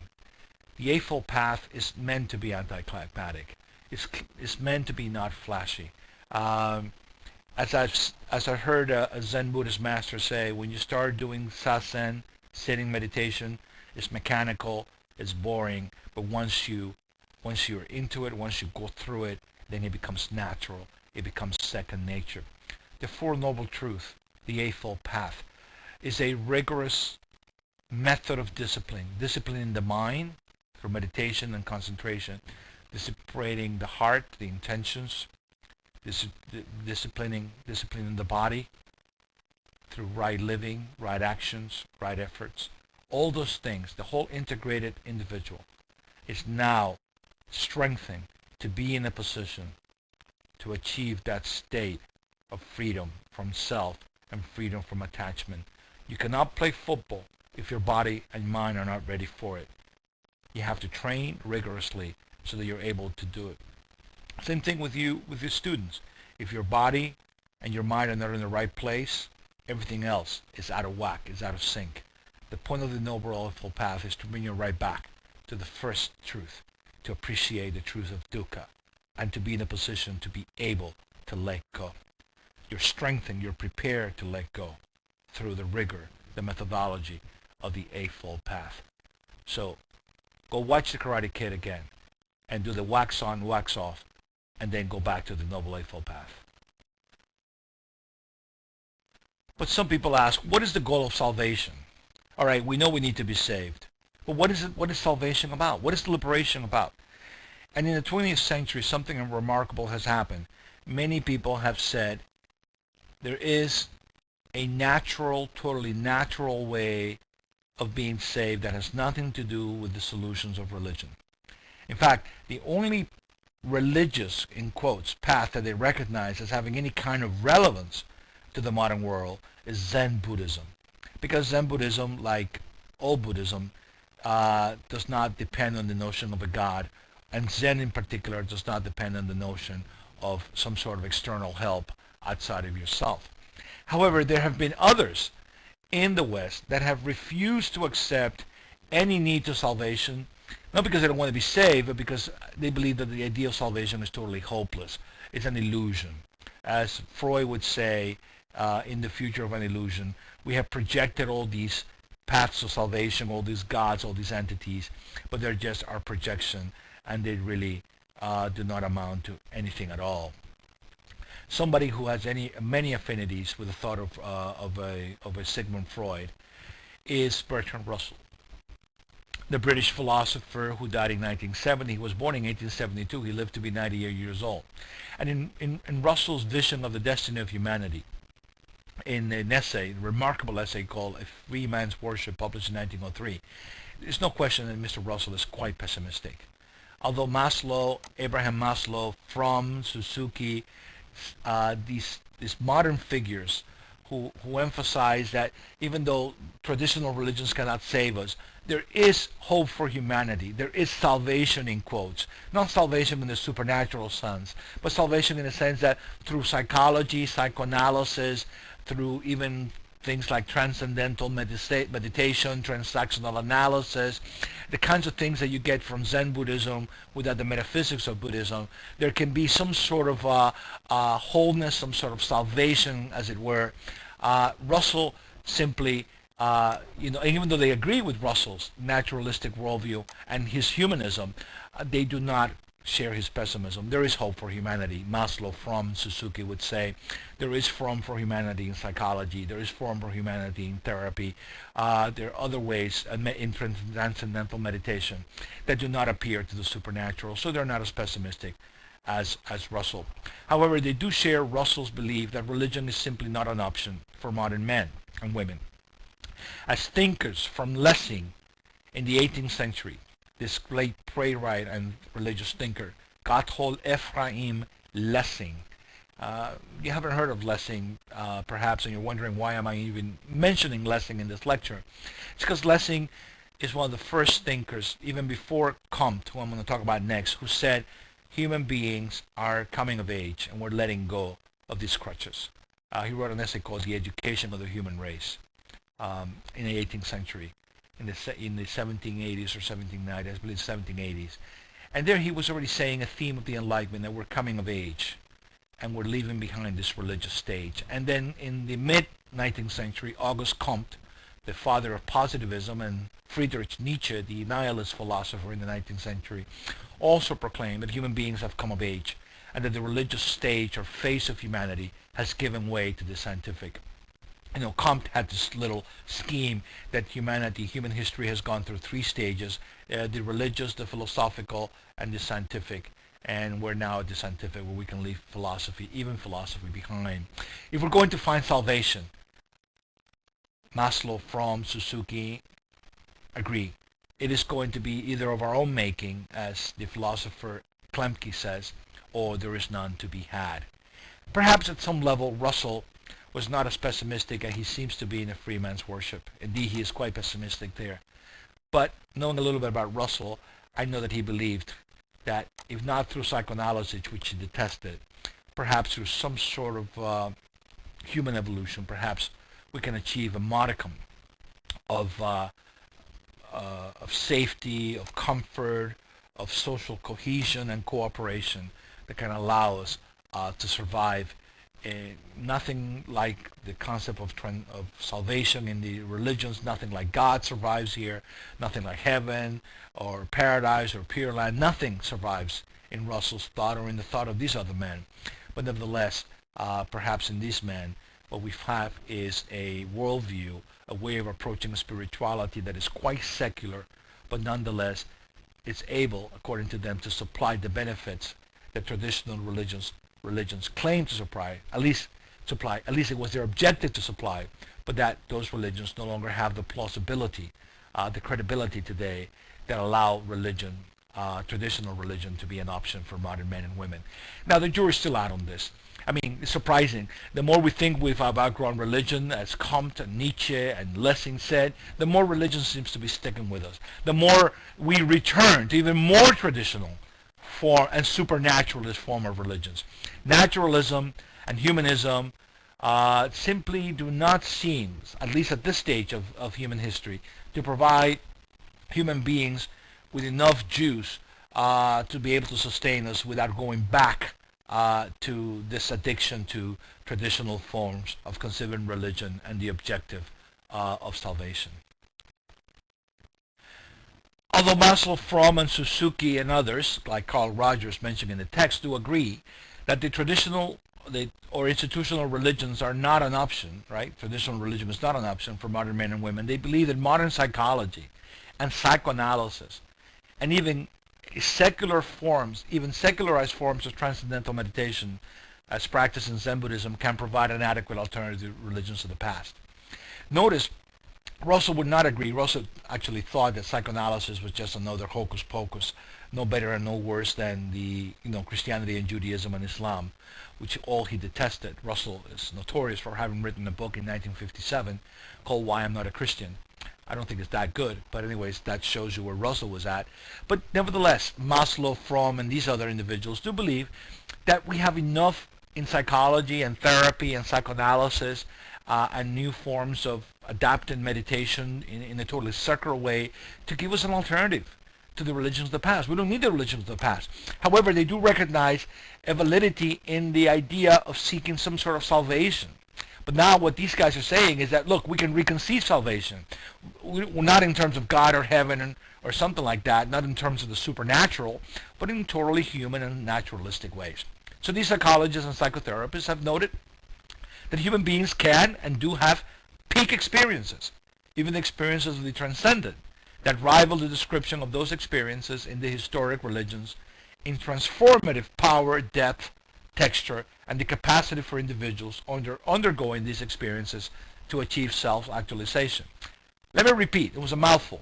The point is that these psychologists have noted that when you look and read at the mystics, read a Ramakrishna or a Shinran or a Luther or a St. Paul or the Bible, and you find these individuals throughout these religions, Christians, Christianity, and outside of Christianity, who have gone through transformative, life-changing events, born-again experiences.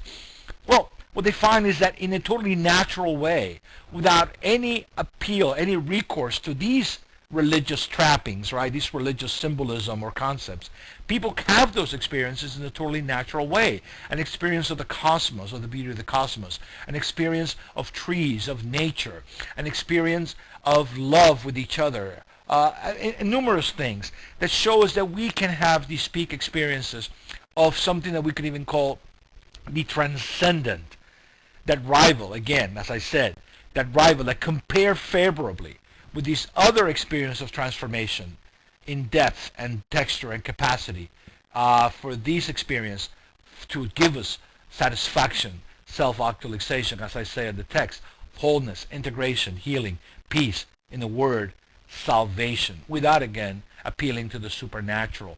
You know, I'm reminded when I was in college, one of the things that I read that really had a tremendous impact in my life was reading the Romantic poets, the five great ones, right? Wordsworth, Coleridge, John Keats, Byron, and Shelley.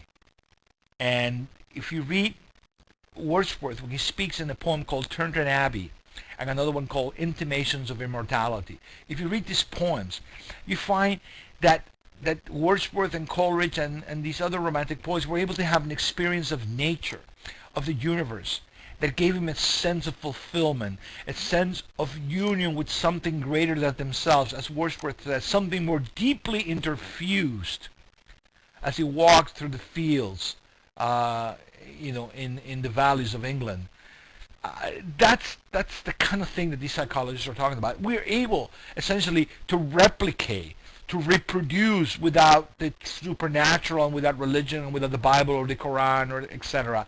We're able to have those experiences, and that's enough. Now the question is that going to be enough? Why is it that we still continue to go back to these other forms of spirituality that are more traditional, more religion-based, rather than these other things that these men are proposing, which are more secular, more humanistic, more naturalistic? Why our attachment to these other forms? We're going to have to look at these other forms in a moment. Modern psychology, with the secular, this worldly, naturalistic understanding of the spiritual potential inherent in every human being notwithstanding, traditional religious conceptions of the goal of salvation continue to exert a profound influence in the psyche, that is the mind and the soul, speaking metaphorically anyways, of modern men and women. One of these conceptions is the longing for a utopian age in which not only humans but the entire natural order will be either restored to its pristine purity and glory or be transformed into it by the intervention of a god or God's agent. This is quite shocking, right? Even though modern psychology, right? In fact, in spite of modern psychology, right, which says, look, naturalism, scientific naturalism has won the day, right? There's none other world. We only have this world. And reality is secular, not religious. And whatever spiritual potential we have to look for it in the here and now and in very human and natural ways. Notwithstanding all of that, all those objections and qualms about supernaturalism and traditionalism, traditional religious conceptions continue to exert a profound influence on all of us. Why this attraction? Right? One of these conceptions, and I'm repeating myself, but it's worth repeating, is this idea of a utopian age. The idea that there's a golden age. We've had it perhaps in the past, and we lost it, paradise lost. Milton, Paradise Regained, in which everything will be renewed. And that renewed not by natural means, but by some supernatural intervention. Perhaps this kind of pessimism about the natural reflected, let's say, what we've been saying about the global warming, the danger, the fear of nuclear war.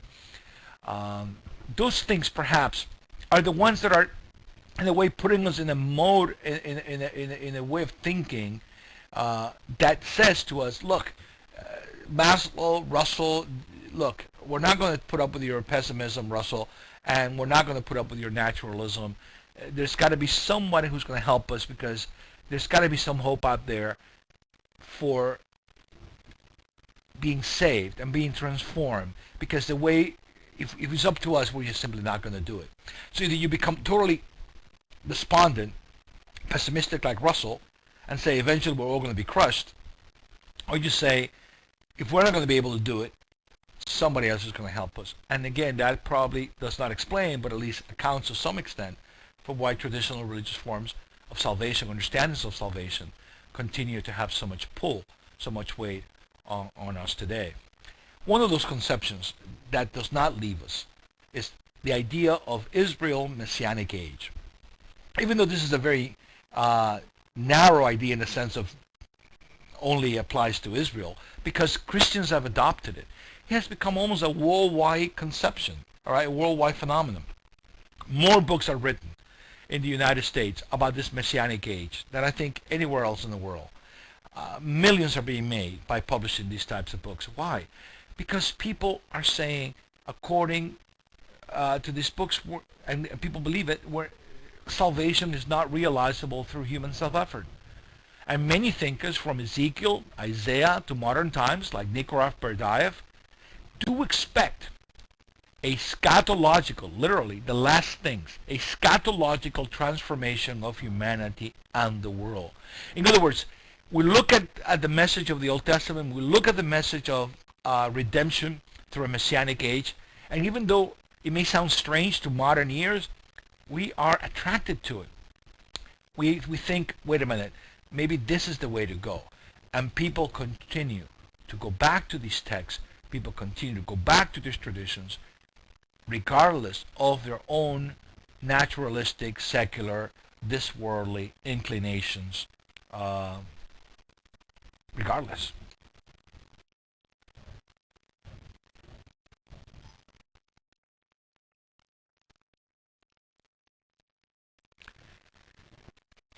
Jewish messianism is really originates with the destruction of the Temple of Solomon in 586 BC by the Babylonians. The king Nebuchadnezzar attacked Judah, the kingdom of Judah, the last remaining Jewish kingdom, and Israelite kingdom, really, and destroyed it, and destroyed the temple. And it's just quite a destructive phenomenon.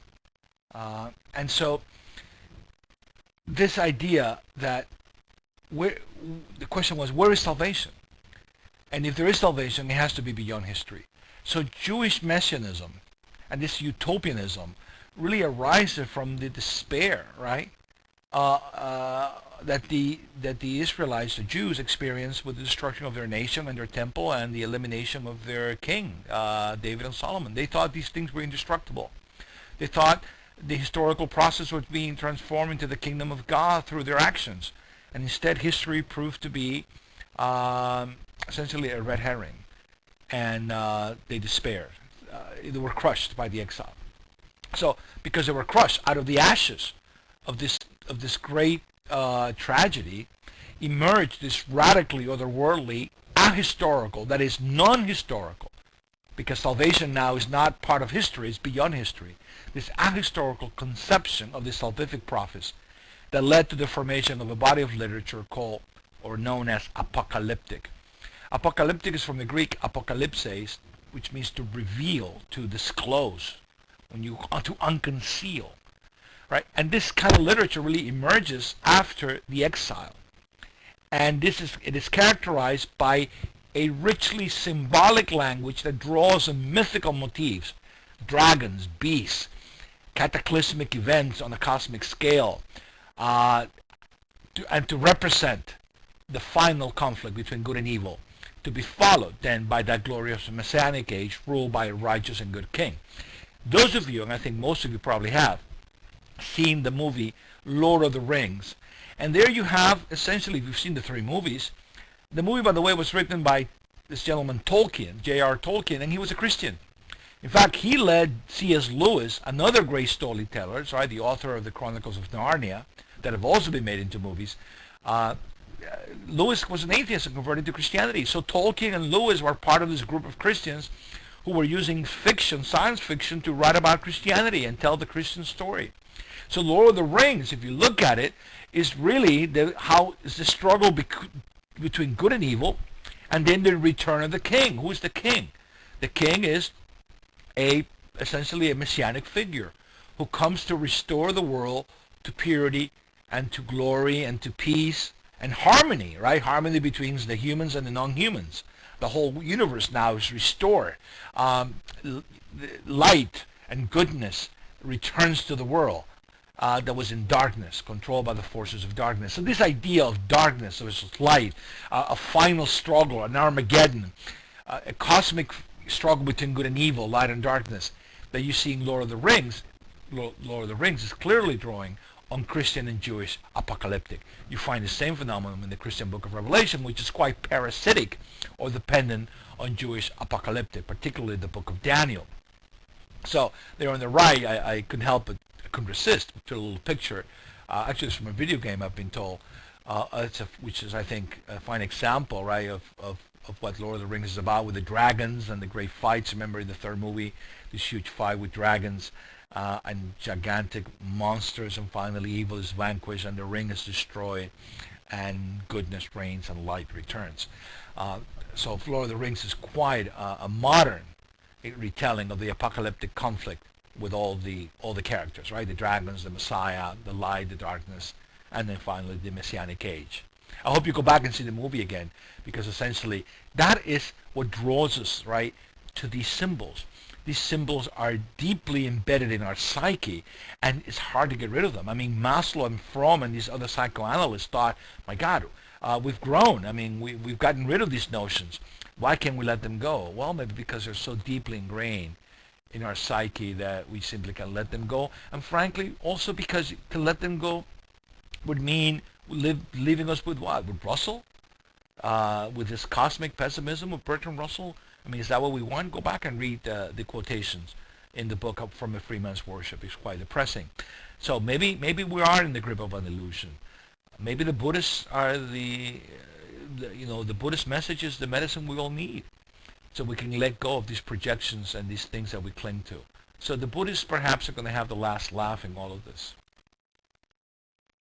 One notable drawback of apocalyptic fervor, particularly when it reaches fever pitch, is that some men have thought of themselves as agents of that transformation, and they have thought that it was incumbent upon them to essentially accelerate it a little bit. And they have engaged in radical and extreme forms of messianism. As we've seen in Jewish history, to the right is a portrait of the last mystical Messiah, the last Messiah of the Jews, Shabbatai Zvi, from the 17th century, who was ultimately, he showed up at the Turk of the Ottoman, at the court of the Ottoman Empire, and he said, look, I'm the Messiah, and you have to submit to me. And the rulers of the Ottoman Empire looked at him and said, okay, if you don't convert to Islam, we will kill you. And as the story goes, he converted to Islam, and he was imprisoned and then released, but he converted to Islam. A lot of people say, look, he really didn't convert, it's all, he feigned it. But again, many people followed this man. And he sure had the signs, according to many people, that he was the Messiah, but he wasn't. But anyways, he couldn't really put the Jewish community in danger by that kind of an excess. Other more recent and more tragic, I would say, forms of messianism is David Koresh in Waco, Texas. I mean, when these individuals do something like that, you can see what happens. In Judaism, because of his devotion to the Torah and his belief that the Messiah will come in God's time, eruptions, right, manifestations of radical messianism have been rare. By the way, next to Shabbatai Zvi, the other one major one was in 135 CE. 132 actually, he died in 135, the great Rabbi Akiba anointed this warrior, um, Bar Kochba, son of the star, as Messiah. He fought the Romans successfully for 3 years, but then was crushed by the Emperor Hadrian in 135. Akiba, by the way, was sent to Rome and skinned alive. So shows you Messianism has this problem. But again, I mentioned Koresh simply because Messianism is still with us, and in its most radical forms, it can be quite destructive. And I could give you more stories of other messianic movements that have been destructive, but it is beyond the scope of this course. Let's just say they're out there, and if you do a search, you'll be able to find them. If Messianic age is the solution or the goal of salvation in Judaism, resurrection, immortality, and eternal life are the goals elsewhere. For example, in Egypt and Greece.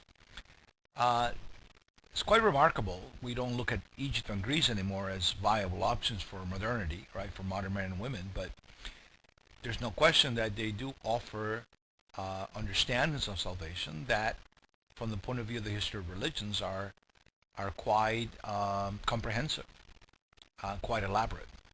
For example, the goal of salvation in Egypt has been understood in terms of the resurrection from the dead. And the importance of that concept for Christianity, I think, is quite immediate. I don't have to argue that.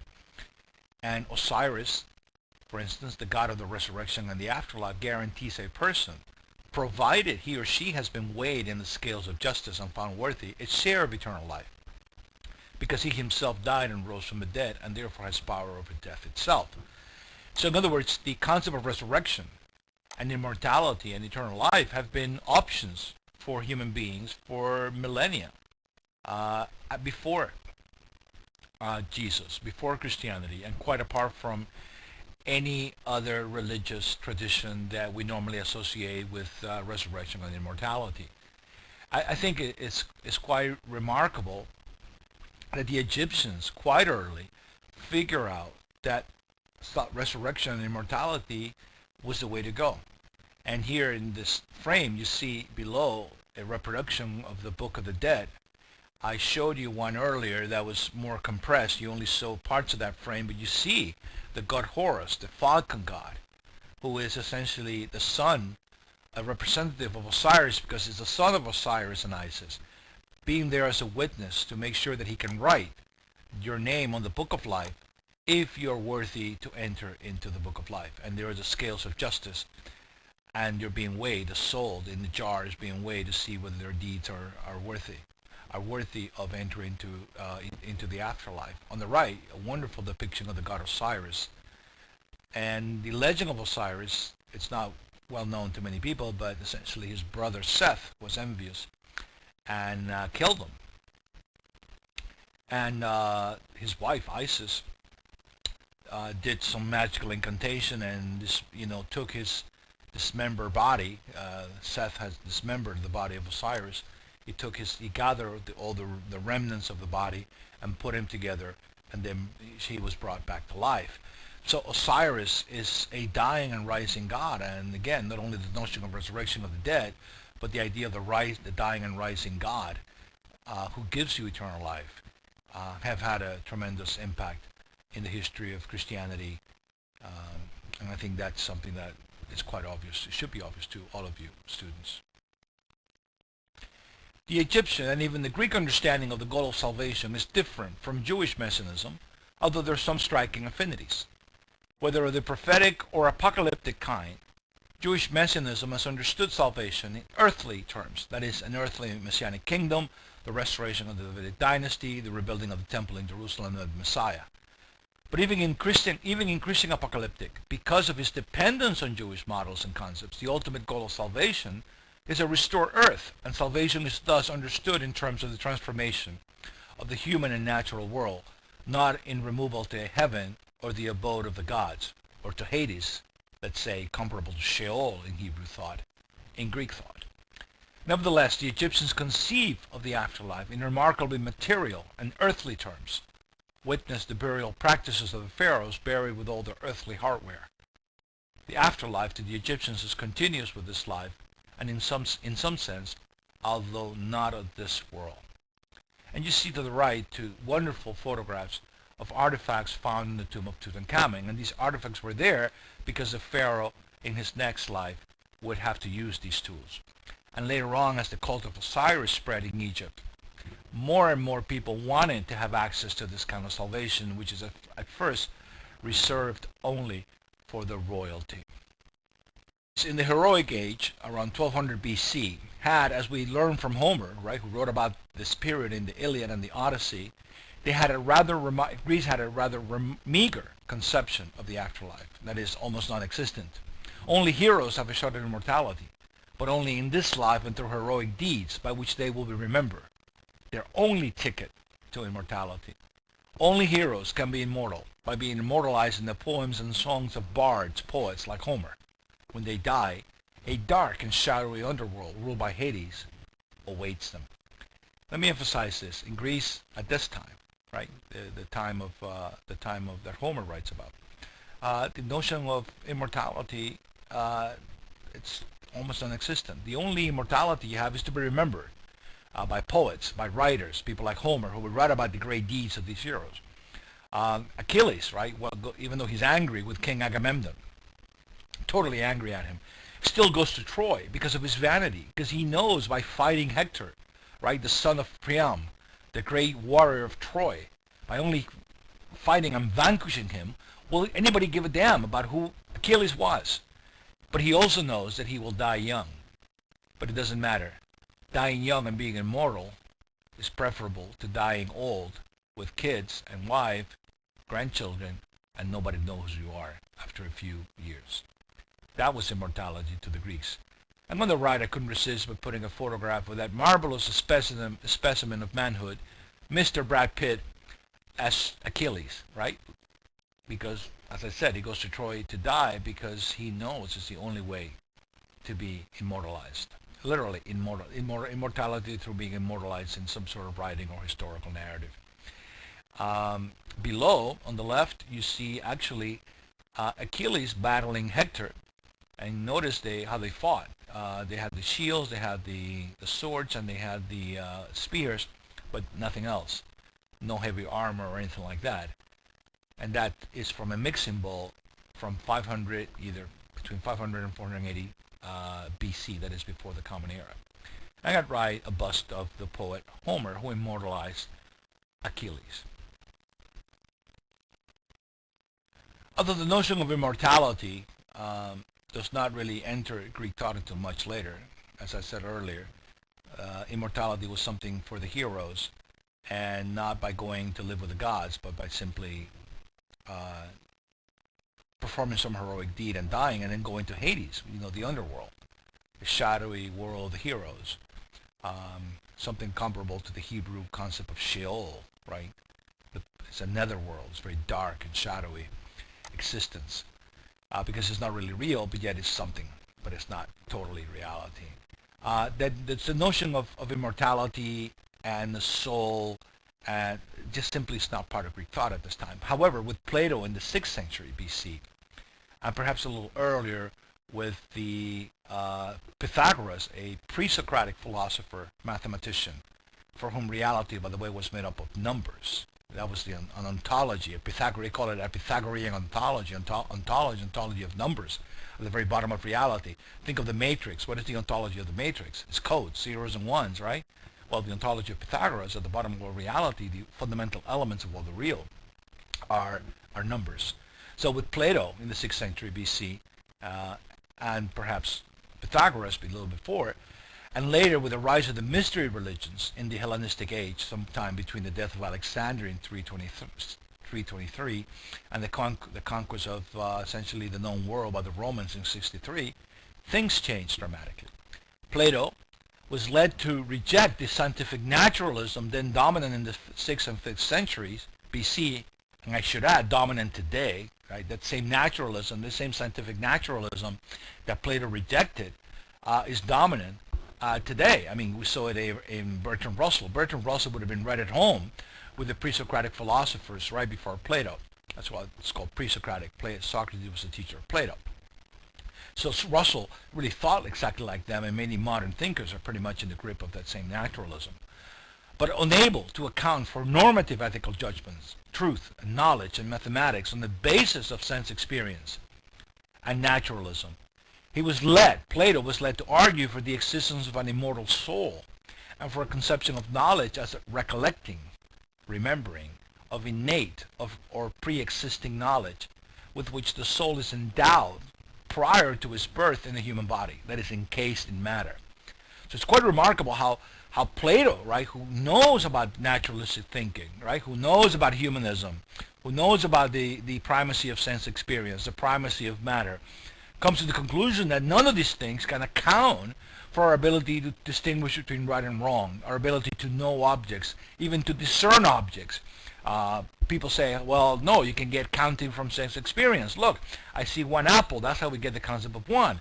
Well, Plato, right, would have been amused, and he would have simply said, look, you cannot even count an apple as one unless you have the concept of one. You cannot even count a finger as one unless you have the concept of one. How about the concept zero? Where in sense experience do you get the concept of zero? How about this one? Where do you get in sense experience? You get the concept of infinity. With every concept, everything that we see is finite. In fact, we cannot even get the concept of finite object by sense experience because you don't even know that there are objects at all. So essentially, we rely, according to Plato, on a set of concepts that we simply, upon careful inspection, realize are not derived from experience.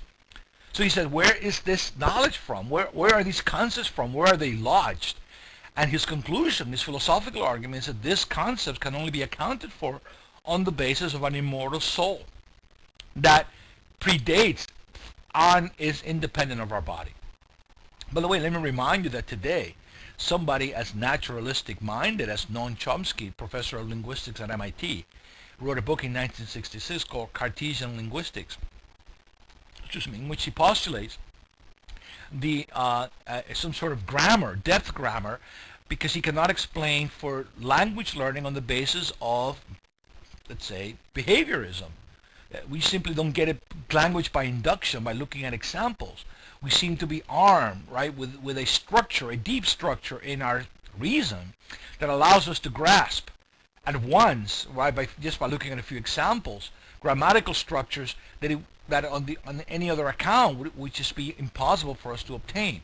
So Chomsky is thinking like Plato. He's saying we know some things, we have access to some concepts, we manipulate, right, with concepts that according to naturalism we should be able to get from experience and matter. We simply don't. We simply cannot get them from them. And so he was led to the soul. People think, well, Plato just believes in the soul because the soul makes him feel good, or because he wants to believe there's a soul because otherwise he'd feel very insecure. Not at all. His reasons are strictly philosophical. And it's quite a remarkable idea that this is not based on faith and based on religion. It's purely based on philosophical reflection. And that's how he's led to the notion of the soul. So the Platonic conception of the immortal soul found an audience in the fertile soul of Christianity. However, for Plato, it is through philosophy, this is the difference, through philosophy, to the love of wisdom, which is what the word philosophy means, that we're released from bondage to ignorance and false views, and are allowed to rise above and beyond the changeable and unstable world phenomena, that is, the appearances, to a realm of forms, he called them eidos, a realm of immutable and permanent essences, from which we derive the original archetypes, by which we know the particulars that we experience here in the sensory world. So Plato has a highly spiritual notion of the world without this idea of going to heaven or anything like that. And the idea of the soul for Plato, it's not a purely, I would say, not even a religious notion. It's a philosophical notion. And he feels that philosophy is enough to get us, as he says in Book 7 of the Republic, to get us out of the cave into the pure light of true knowledge. So we've looked at different approaches. Some more secular than others, others very naturalistic. Here we have Plato, who's not a Christian, who's not supernaturalist, who doesn't talk about heaven, doesn't talk about hell, doesn't talk about any of these notions of messianism.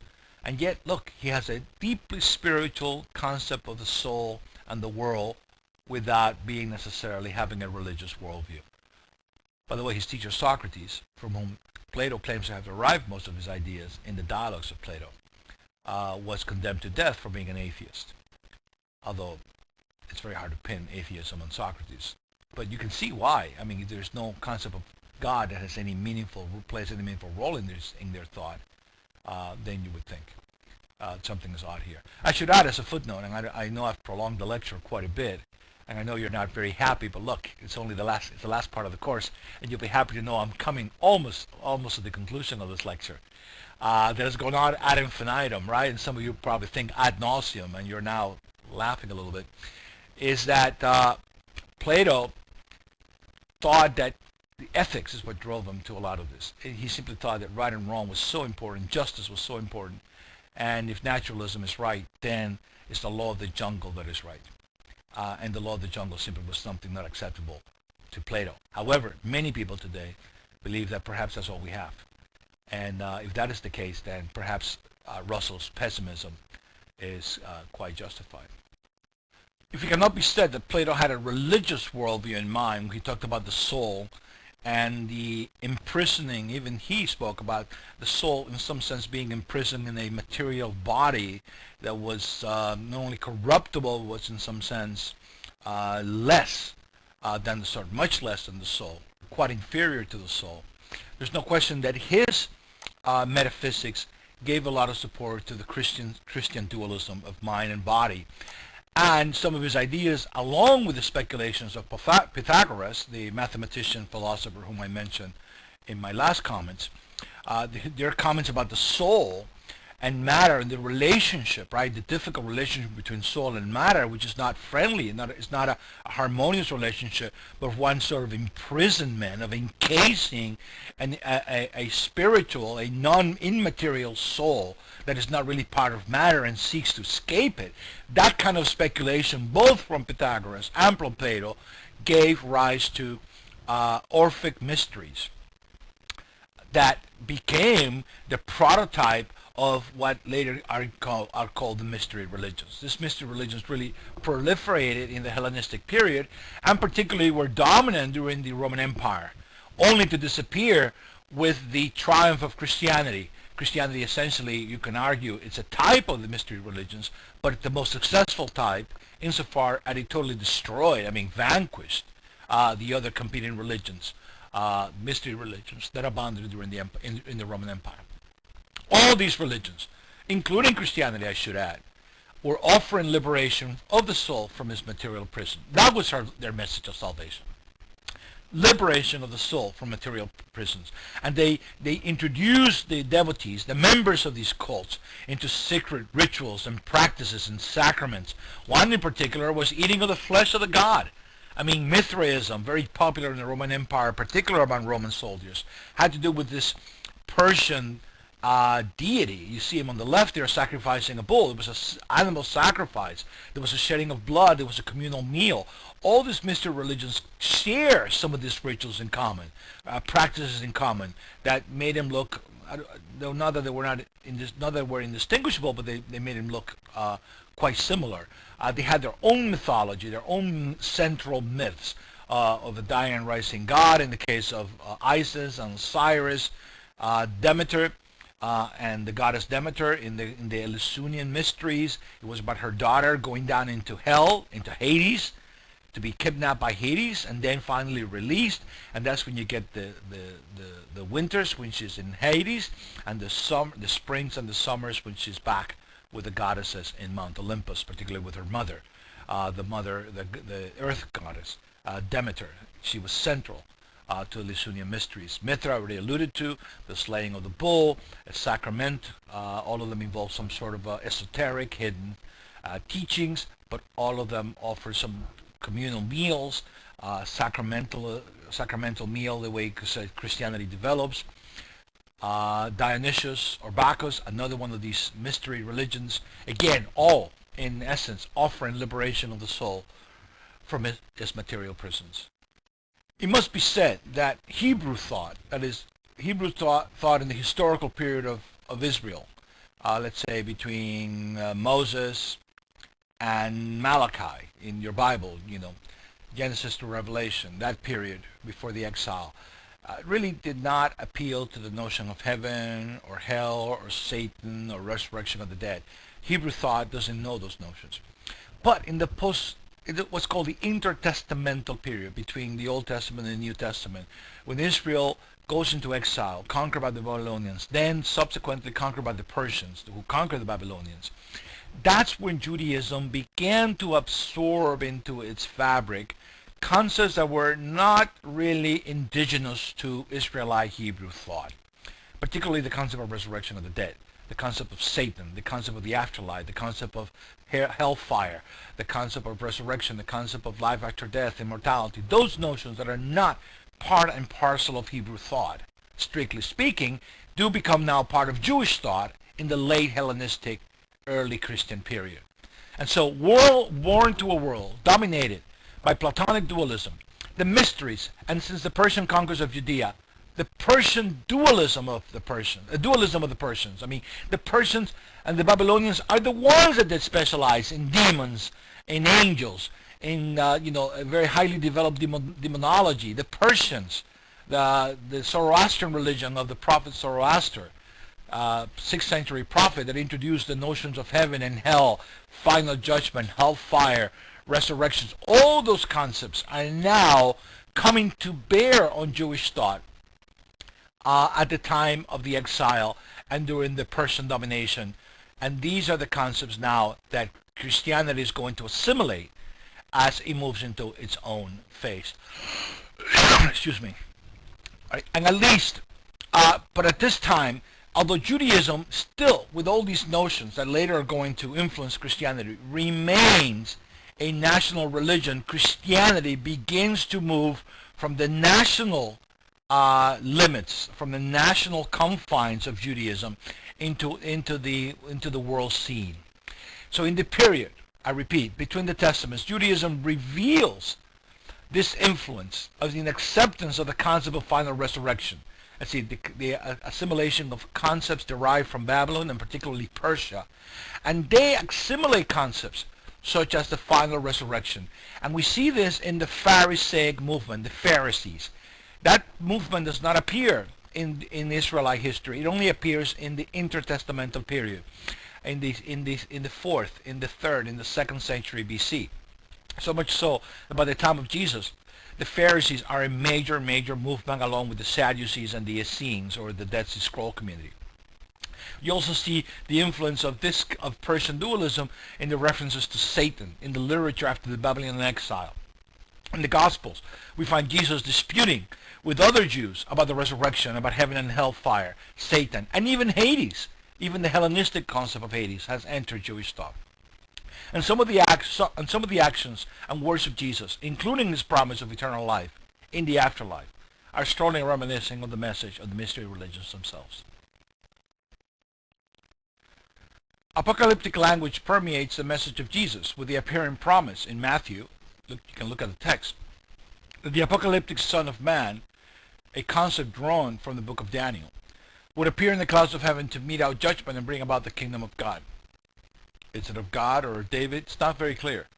Yet the language, less Jewish and more Hellenistic, on the lip of Jesus in the Gospel of John, reveals the Christianity promising eternal life to the soul, not in some near or far future, apocalyptic future, but in the here and now, through the experience of being born again and having Jesus within them through the Spirit, and by the eating of his flesh and blood, just as the mystery religions had also preached.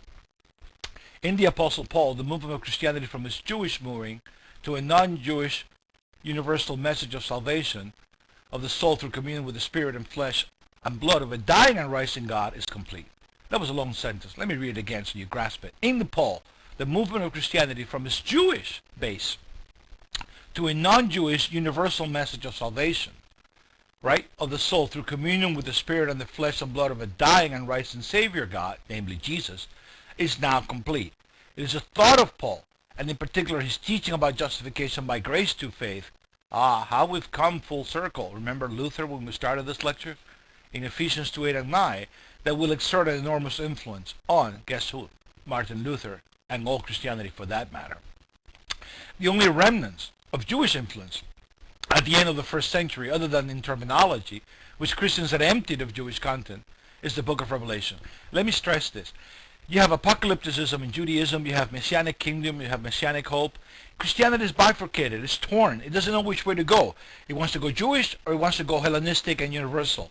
With Paul and the Gospel of John, it goes Hellenistic, universal. With the book of Revelation and other parts of the New Testament, which essentially never made it because they got reinterpreted in a Hellenistic way, they go, in the book of Revelation, they go Jewish. The Jewish Jesus recedes into the background and is more divine, Savior, salvific Jesus, divine Savior from heaven, who takes on flesh and dwell among us, that eventually becomes the God of the early Christians and all subsequent Christianity. But in the book of Revelation, you had essentially a recrudescence of Jewish apocalypticism. And there, quote, in John in quotes, because it's not really the Apostle John, reveals a Jesus who comes to judge and make war, like the Messiah, to crush his enemies under his foot, quoting a messianic text, Psalm 2, and to rule the world with a rod of iron, again, Psalm 2. Finally, to sit on the throne of his father David and rule the world from Jerusalem. What we have here in the book of Revelation is almost the last gap of Judaism in Christianity. The book having been written around the year 90, 95, between 90 and 95. One of the last remnants of Jewish thinking within the Christian thought itself. And yet, even if you look at the book of Revelation carefully, and you see how Christological it is, because he does consider, upon careful inspection, he does see Jesus as God. What you see here is a totally Hellenistic Jew, or Hellenistic Christian, I should say, writing the history of Jesus in highly symbolic terms, at least the Hellenistic Christ, not in terms of Hellenistic concepts, but in terms of Jewish concepts, to totally disguise and confuse his readers. So essentially, all the stuff about the sword and heaven and Armageddon, that may be really a code language, tongue-in-cheek, not intended to be taken literally, by which the author uses misdirection, that is, a language totally unknown and undecipherable to the Romans, to convey the highly volatile political message, preparing the Christians and perhaps the Roman world for a takeover, hostile or not. So what we have here then is that Christianity is torn between two ways of understanding salvation. Either you go with the Jewish and you push the messianic views onto Jesus, or you free Jesus from the Jewish framework, or straitjacket, as if you will, as some Christians came to see it, and then you free him into a much more universal Jesus, a la mystery Savior, a la mystery religions. Back to the East, and we're almost at the end of the lecture. Samadhi and Nirvana. Full circle. Shankara, perhaps the greatest mystic philosopher of India, died at the age of 32, and yet he wrote more commentaries on the classic of Vedic scriptures and original works than anyone else. Think about it, at the age of 32. And we have a wonderful portrait of Sri Shankara on the right, which is considered highly authoritative in India. Shankara is distinguished by his exposition of a philosophical interpretation of ultimate reality known as Advaita Vedanta, non-dualistic Vedanta. There is only one reality, namely Brahman. This means that for Shankara, reality is not two, but one. Only one object exists, namely Brahman, the Absolute. The soul, or the self, the Atman, is really not distinct from Brahman. Brahman is Atman, and Atman is Atman. Total ontological identity, not two objects, but two ways of referring to the same object, namely the Absolute.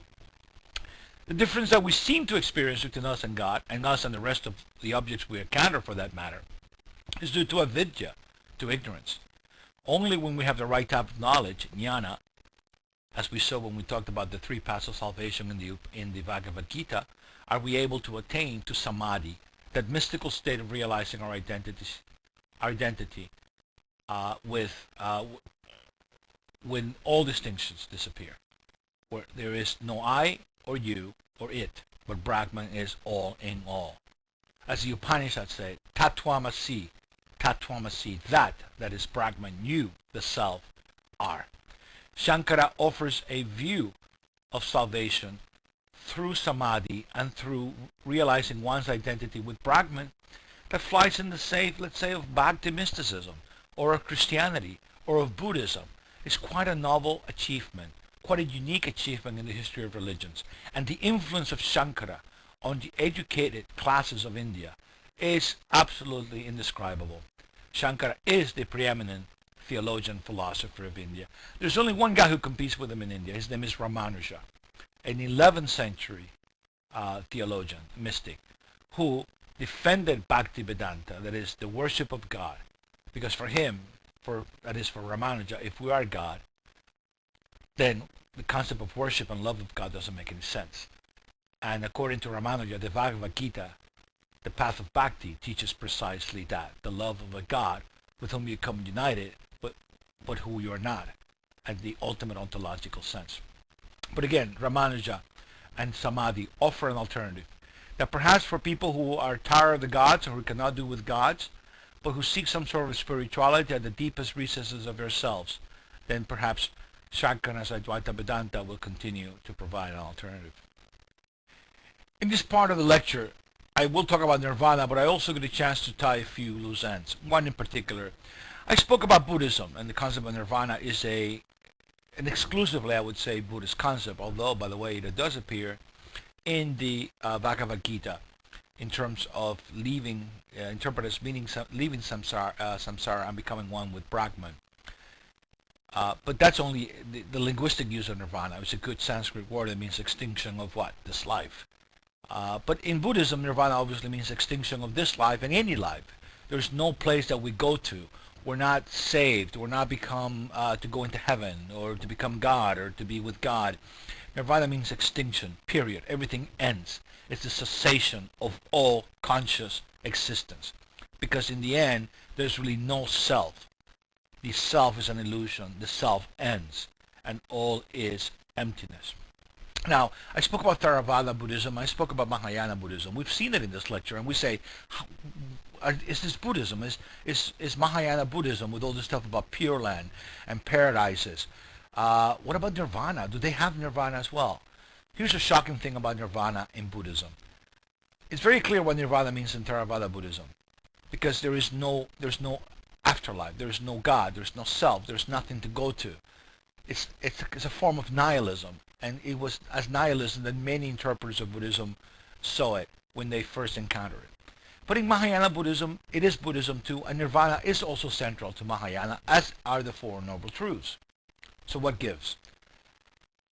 Islam Mahayana, as I've said elsewhere, at least in my lectures, cuts you a lot of slack. Mahayana Buddhism, with all the stuff about Pure Land, all the stuff about Amida Buddha and the Bodhisattvas and salvation and the paradises, and Amida Buddha coming down as the illustration that I show you in my presentation and in your textbook, Amida coming from his paradise to fetch his devotees, those who worship him and trust him, well, not worship him, but put their faith in him, takes them back to the Pure Land. For the Mahayanas, all of that is make-believe. It's provisional. It's what they call upaya, skill in means. The bodhisattvas are able to manipulate reality for the benefit of those who need it. Think of a bodhisattva like Neo in the Matrix.